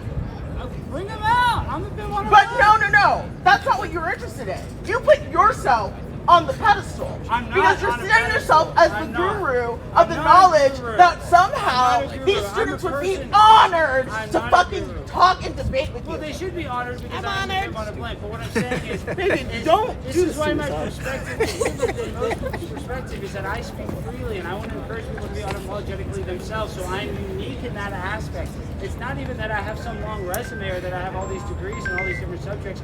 It's because I am unique in the fact that I have gone to these public meetings, I have confronted politicians, I have done things. So why aren't you facilitating other people doing that? I'm encouraging them to do that. No, you're not. You're encouraging them to work through you. That's what you're doing. You will go and speak for them, apparently. No. You just told me that you've gone to community meetings. You have gone to city council meetings. How come you told them to go to city council meetings? No. You have all the time to go to city council. You are instead deciding that they need to learn how to talk to you in the way that you talk. That's not true at all. We're just talking about subjects, seeing if we agree or disagree. Okay, and I would guess that you and I actually probably agree on more things than you think. I love that you keep saying that. Like, I like bringing that back. In women's sports because we can gamble on them and win money. I like that. Because that's why I want more men in dresses. Like I want Shaq to join the WNBA. I also like transgenders in the military because they like to do mass shootings, and I think that we need children to do mass shootings. And like, there's actually a lot of aspects where you and I would probably agree on. Like, I don't want the deportation of any big booty Latinas. If you're a 9, you're fine. And I mean, I love McDonald's. You love McDonald's. And if it wasn't for Kamala Harris's stolen McValor, Donald Trump wouldn't be president for her lying. So I just think that you. So now that you have gone through all the things that you think I believe in and insulted them, what are we supposed to do now? How does the next part of the script go? We didn't insult anything. Oh, really? Because we agree that transgender should be in women's spaces, right? We did not. We did not. Where do you think transgenders belong? And I'm not having that conversation because that's not why I came here. Black women are What I know is that trans legislation is used against black women frequently. A 13-year-old girl had. You just said it. Black women don't like trans legislation. Perfect. I didn't say that black women don't like transgender legislation. I said that it's used against them. How? If you don't know, I don't need to educate you. It's on the internet. Now, can we go back to what? No. I answered your question. Now, can we go back to what I said? I need you to go. Trans legislation demonizing black women. You don't have one. 13-year-old girl in Utah was given a transvaginal ultrasound because she ran a race and won it by too much. And they decided that because she ran that race and won it by too much, she could not possibly be a man. She had to go get a physical. I didn't get a physical when I played. Right? You've never had a transvaginal ultrasound then? At 13? They stuck their fingers and made me cough. That was pretty vaginal. Right, to check you for cancer, not to decide if you deserve to win a medal. Well, I'm just saying. And here's what I'm saying. Your hormones are tested before you compete. You are given a physical before you compete. They had a transvaginal ultrasound on this girl because some white girls lost the race and decided that if they didn't win, obviously this black girl had to be a man. Now, that's how trans legislation is. I just fact checked that whole thing, and your whole story was false. It's not. Anyway, so now I'm done. When are you leaving? That was my original question, and I started. I don't eat that shit, and I'm sure with the money you're making by doing this, you can afford more. Okay? Now, as I said, pack it up. The circus is over. The clowns must go home. Where do you want to go right now? You want to go somewhere? Is there somewhere we can go talk in private? Take her to Pizza House. Private? Why? Why don't you want the cameras there? Because I can tell that you just want to meet the real prime time. I can tell that you're vibing with me. I can see him protruding out of your shirt. No, that's just because she's not Why wearing are a you staring at bra. my chest instead of my eyes? Well, I'm wondering. I've made direct eye contact with you the entire time. I have made direct eye contact with you the entire time. The only reason why you feel the necessary to sexualize me is because you're losing right now. No, I'm not but losing. it's cute, I'm it's not cute, losing, it's but cute. you look like You a go down to businessman. secondary tactics and talk about my body, talk about politics that you think I endorse, you talk about other things you deflect. Rather than actually answering questions because and what is that? Wait, free speech. Hold on, free speech king. Is my bra against the law? Is being taught? Is it You don't being have one. Is brassieres now legal Don't get out code? of me. I can't not. I mean, you're asking. Right. Your poor feeble male brain cannot complete a sentence without my food. Me the way it looks right now. You look very excited. It's also cold. Okay. Well, So you assume instead of the breeze flowing because obviously, right?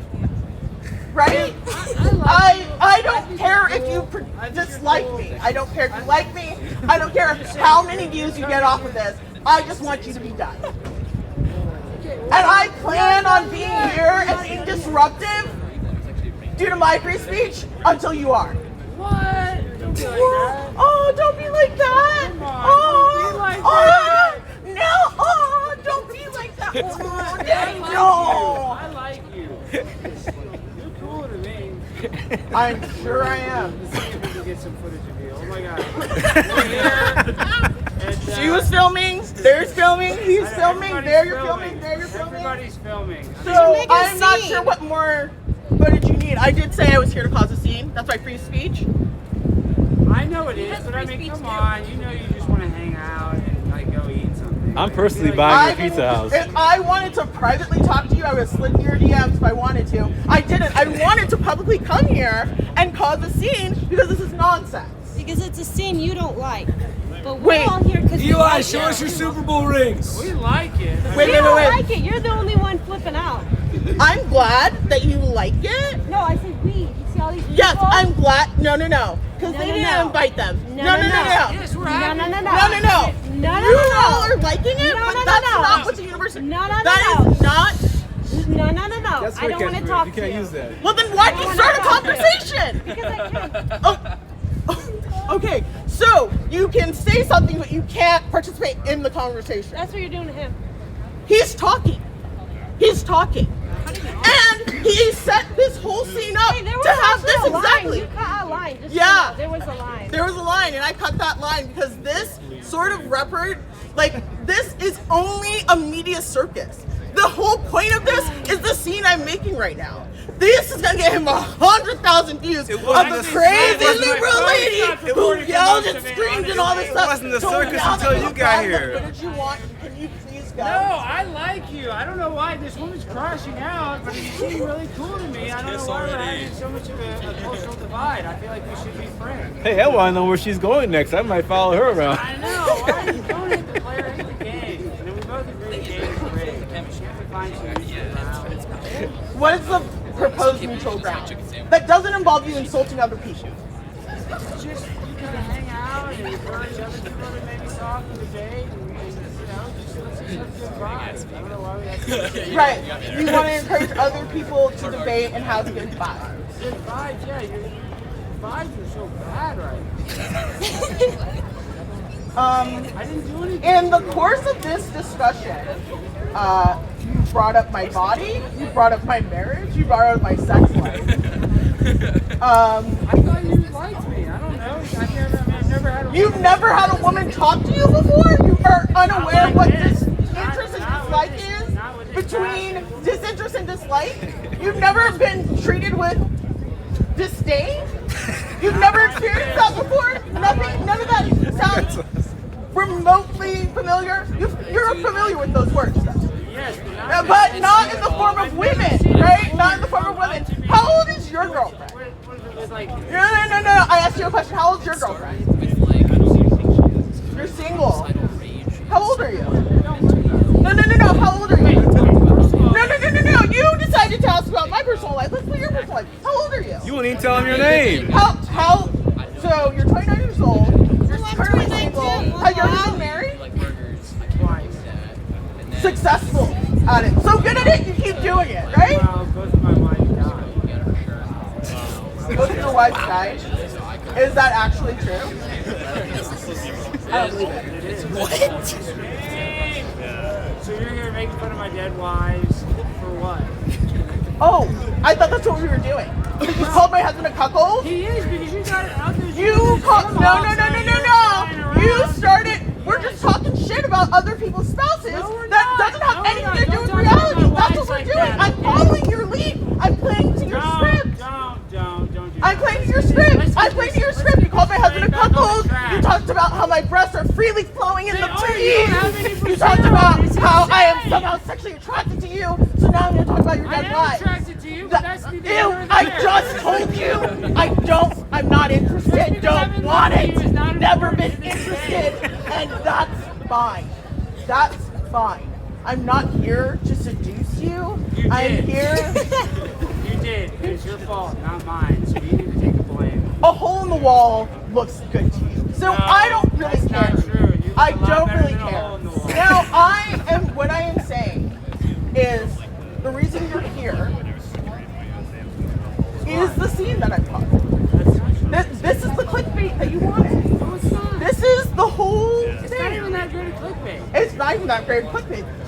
This is the whole thing. You're holding a mic to me so that they can hear every word, right? You He doesn't need move that this to face me. You move this to face me. You need move that to face me. So you hold all of you. You've moved all of this to center me talking to you because that's the shit that gets you the clicks and views. So you got what you wanted. You got what you wanted. You got what you wanted. You got what you wanted. You got what you wanted. You got what you wanted. And so, can you wrap this up? Well, honestly, it's supposed to end soon anyway. So, yeah, start to. Okay. Real quick, before we go, though, let's meet in the middle somewhere. What is middle? Like, what are you doing? Is it that much anymore speaking freely? Like, why are you speaking? I'm speaking very freely right now. I got to have the time of my life. I had a bad morning, and guess what? I got to come out and rage bait a conservative. I've always wanted to do this. I'm not upset at all, man. Right? Because you keep diverting and talking about my body and bringing up my sexuality and hitting on me because you're so interested in my arguments. I'm very interested. I wouldn't be doing this. You're. God. You got what you wanted. Please, pack it up. Pack it up. You want. We can agree that your event is over. Well, it's about to end anyway. Right. So we agree that your event's over. I'm purposely not ending it because you're standing up here and being annoying. Yeah. So I'm just. Sucks to want. I'm just being abrasive. We don't need to be abrasive. We don't need all the friction. What do you view as unchristian? You bring everything crashing out in the You call me crash. So you said, I like how you're framing this, right? It's very reality TV centric, okay? It's obvious what your background is, that I'm crashing out. I understand. And what I am saying is, as I said when I came up here, circus is over, close it down, it's time for the clowns to go. When was the last time you got a vaccine? Be honest. February. Exactly right. That's why you're acting like Dr. Robert Malone has some books. Oh, okay. But if we're going to talk about vaccines, did you know that there's a measles outbreak in Ann Arbor right now? Not worried. My parents loved me, so I was vaccinated. Also, my family comes from a third world country where people did die of polio. People did die of polio. People did die of measles and mumps, and that was a thing that happened. Vaccines stopped that from happening. They also cause autism, so I mean. Oh, hold on. You're bringing up irrelevant science that has been retracted? Oh, sweetie, you're better than that. Correlation does mean causation. I'm sorry. Correlation does not mean causation. If you sat in a research methods class, you would have failed. Okay. Now, move on. Next that point. might be true, but I'm saying the increase in vaccine scheduling has only increased autism. And is it better to not have autistic children than dead children? Is that what your suggestion is? That a dead child is better than an autistic child? Is that your point? No, but if you but your options are your child dying of easily preventable diseases or them having autism. We should prevent them from having autism. Okay, how do you prevent them from having autism? Put in more restrictions for early childhood. Right, and then they are vulnerable to disease. Well, I don't believe So, that's true. you don't believe that's true? So, the herd immunity has dropped because people have stopped vaccinating their kids. Because why? Totally fine. But yet, more children, by your own admission, more children are being diagnosed with autism every day, right? Yes. However, herd immunity has gone down because more people are choosing not to vaccinate their kids. So, there isn't causation. Because there are tons of autistic kids that aren't vaccinated, sweetie. There are some. Yeah. There are some. There are some. So I thought that vaccines cause autism. Babies at older ages. That's another reason. Oh, women having babies at older ages. That is a reason. What? why Okay, so how old should a woman be when she has a kid? Oh, so no. Are financially struggling with their autism, waiting till later on in life to have a baby because why are we talking about measles? Degraded and women's heads can be degraded, and that's oftentimes a cause of autism. But I think vaccines cause autism as well. So two things can be true at once. Two things can be true at once, except one of those was found to not be true. Do you believe that vaccines have side effects? Yes. Okay, so sometimes those side effects. But that has been verified by science. That has been shown to be true. The thing that you're talking about as a possible side effect has been shown not to be true. So no. I'm talking about the Lancet article that Dr. Andrew Wakefield put out. That's the article that you're referencing that says that children, first of all, 11 children at his kid's birthday party. That was his sample. No.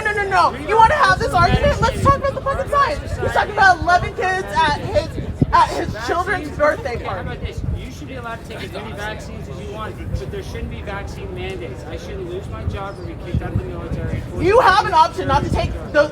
Have an option not to have those vaccines, but you also do not have the right to violate somebody else's safety. You're not allowed to drive drunk, and my kid shouldn't be able to get measles because you decided not to love your kid. If your kid is vaccinated, it will be fine. That's not how it works because there is a timeline. 7 years. 7 years. My kid's not your responsibility. Herd immunity is not your responsibility. That's the kind of idea that gets to a lower herd immunity. And if we go back to your original argument, which was that vaccines cause autism, I want to go back to my original question. Do you want an autistic kid or a dead kid? Obviously, I'd rather have an autistic kid than a dead kid. Okay, so the chance of your child having autism, wait. The chance of your child having autism from a vaccine is negligible at best. But you are suggesting that vaccines are more deadly to our population than autism. Again, the rise in myocarditis in young people, the amount of people that have fast-acting cancer after the vaccine that didn't have long-term testing, First of all, COVID was tested for 30 years. What are you talking about? Vaccines did not have long-term testing. It had long-term. They've been testing MMR vaccines for over 30 years. Yeah, but not that specific one. Because we didn't have COVID before 2020. When were they supposed? They were supposed to invent a whole new disease to test the vaccine. They were supposed. When were they supposed to create a new vaccine? Which Donald Trump signed. Because they did not have any long-term testing. They would have not had to use that authority if they had long-term testing. They tested it for 30 years. They tested it for 30 years. They tested it for 30 years, and then there was a new disease. Then there was a new vaccine. novel virus. And then they put it in. Then they put it. They tested it with a new, and they put it with a new. No. And I'm telling you, they tested it for 30 years. Then there was a new disease. Were they supposed to invent a new disease in the in-between time to test it? But most of the vaccines that are out there have had long-term testing. So you have a problem with most of the vaccines. What about polio? What exactly are the problem? What is exactly the problem with the polio vaccine? There's a lot of evidence that polio came from DDT that they were using to deal with syphilis. What is the evidence against the polio vaccine? Because I think you're misunderstanding me. I'm asking what is the evidence against the polio vaccine? You can take as many polio vaccines as What is your evidence against the measles, mumps, and rubella vaccine? No. What is your evidence against the measles, mumps, and rubella vaccine? Oh, the fact that if you watch the documentary by Del Dutra called Vax, is that when they actually give the MMR vaccine later on in life, the likelihood of autism goes down. But because they keep scheduling low, that is why there's slow increase in autism. Because there is testing that if they give it, but they're doing it. Do you actually get autism more from the MMR vaccine? He said that's in Del Dutra's documentary. Do you think it's possible that the MMR vaccine is being blamed for something that might be another cause? That you're putting two corollary things, that there might be a third thing? That the autism diagnosis spectrum diagnostics went up? That no, you're pointing to something and I'm saying, is it possible for there to be two correlated items and a third thing as the reason why it's happening?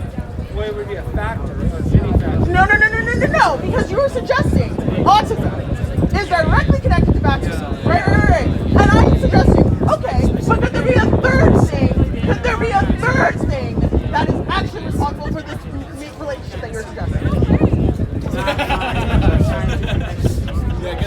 Right, you don't have a scientific background. You have a background in sociology and TV. So you're done? All right, guys, I'm Primetime 99. This has been our time with this Medea character. I can tell those are natural.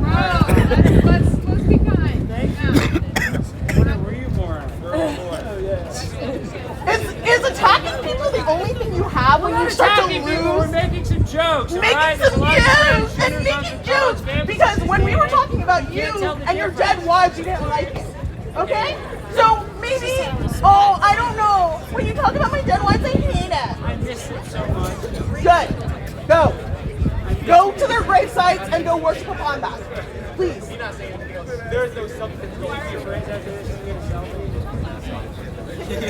I'm trying to make dinner reservations. Yeah, I'm trying to figure out where is it. Go ahead, make dinner reservations. Guys, I'm Primetime 99. The Pimp on a Blimp. Go Wolverines. You guys did a heck of a job today. Give it up for yourselves. If anybody wants to join Turning Point USA, please consider joining. There is a chapter here at your school. It's a great organization. If you get involved, we'll do a free trip every year. 3 of them. There's a Women's Leadership Summit, there's a Student Action Summit, and there is America Fest where you get a free trip to go to Tampa or DC. I would encourage everybody to get involved.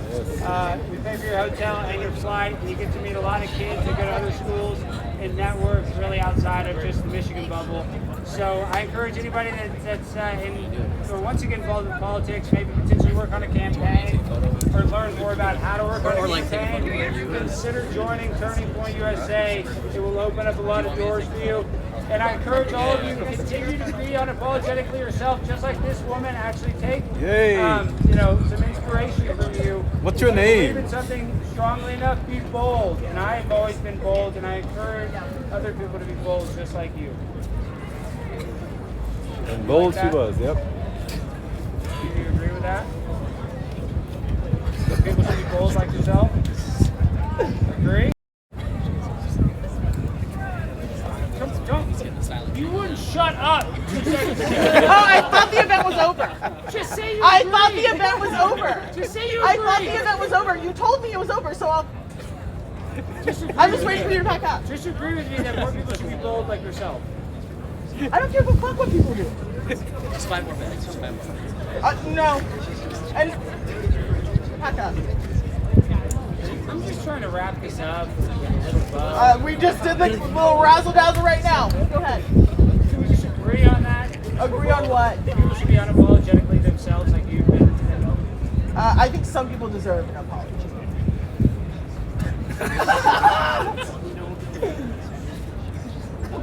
So sorry for that.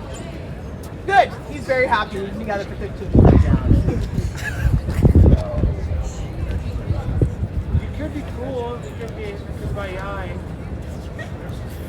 You and I both have Apple Watches. We agree on that. He's just the mic guy. All right, well, we gotta wrap things up. Right, You invited guys, him, right? Time Does he do 99. this a I try lot? to find some common ground. You don't know. I'm saying him. Some people are You don't know him at all. So, okay. If So you guys who want a knows selfie, him that brought come him over here, I'll take selfies. Did you bring him here? No. I'm asking, does he do this a lot? Yeah, like Does he do? No. I'm asking, does that little part? Does he do that a lot? just follow him on Instagram, you'll see all of his content. I don't need to. Sorry, too busy. All right, guys. We'll take anybody wants a selfie. Come here, hang out to the right of stage. I'll take a picture of everybody. Thank you for Join the coming. chapter. Check it right here. Check it right here. That's a great Alex Stein. I did, yeah. That was crazy. That was crazy. I know, that was pretty good.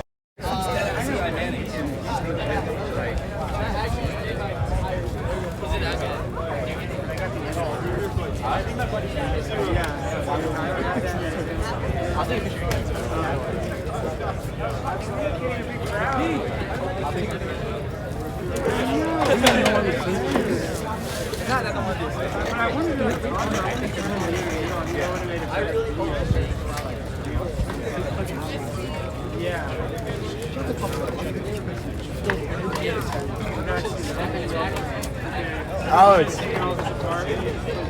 Alex, can I just ask you about the David Tyree catch?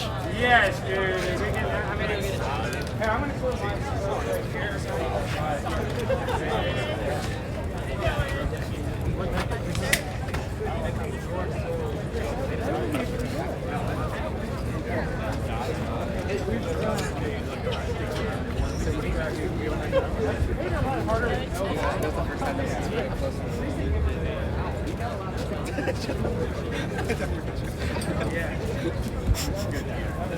All right, guys,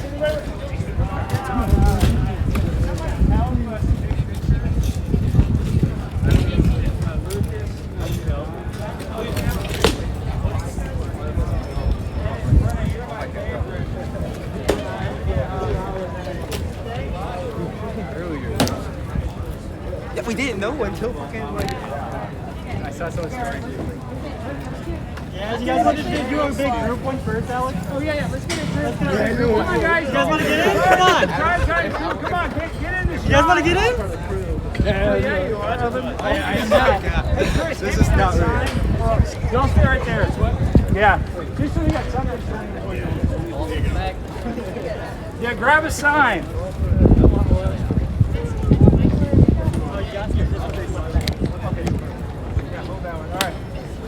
All right, let's get a good picture, guys. We'll go, okay, we'll say on 3, let's say Charlie, guys, on 3. 1, 2, 3, get in there. Charlie! Awesome, and then actually do a video. Let's do a quick video. Ready? USA! USA!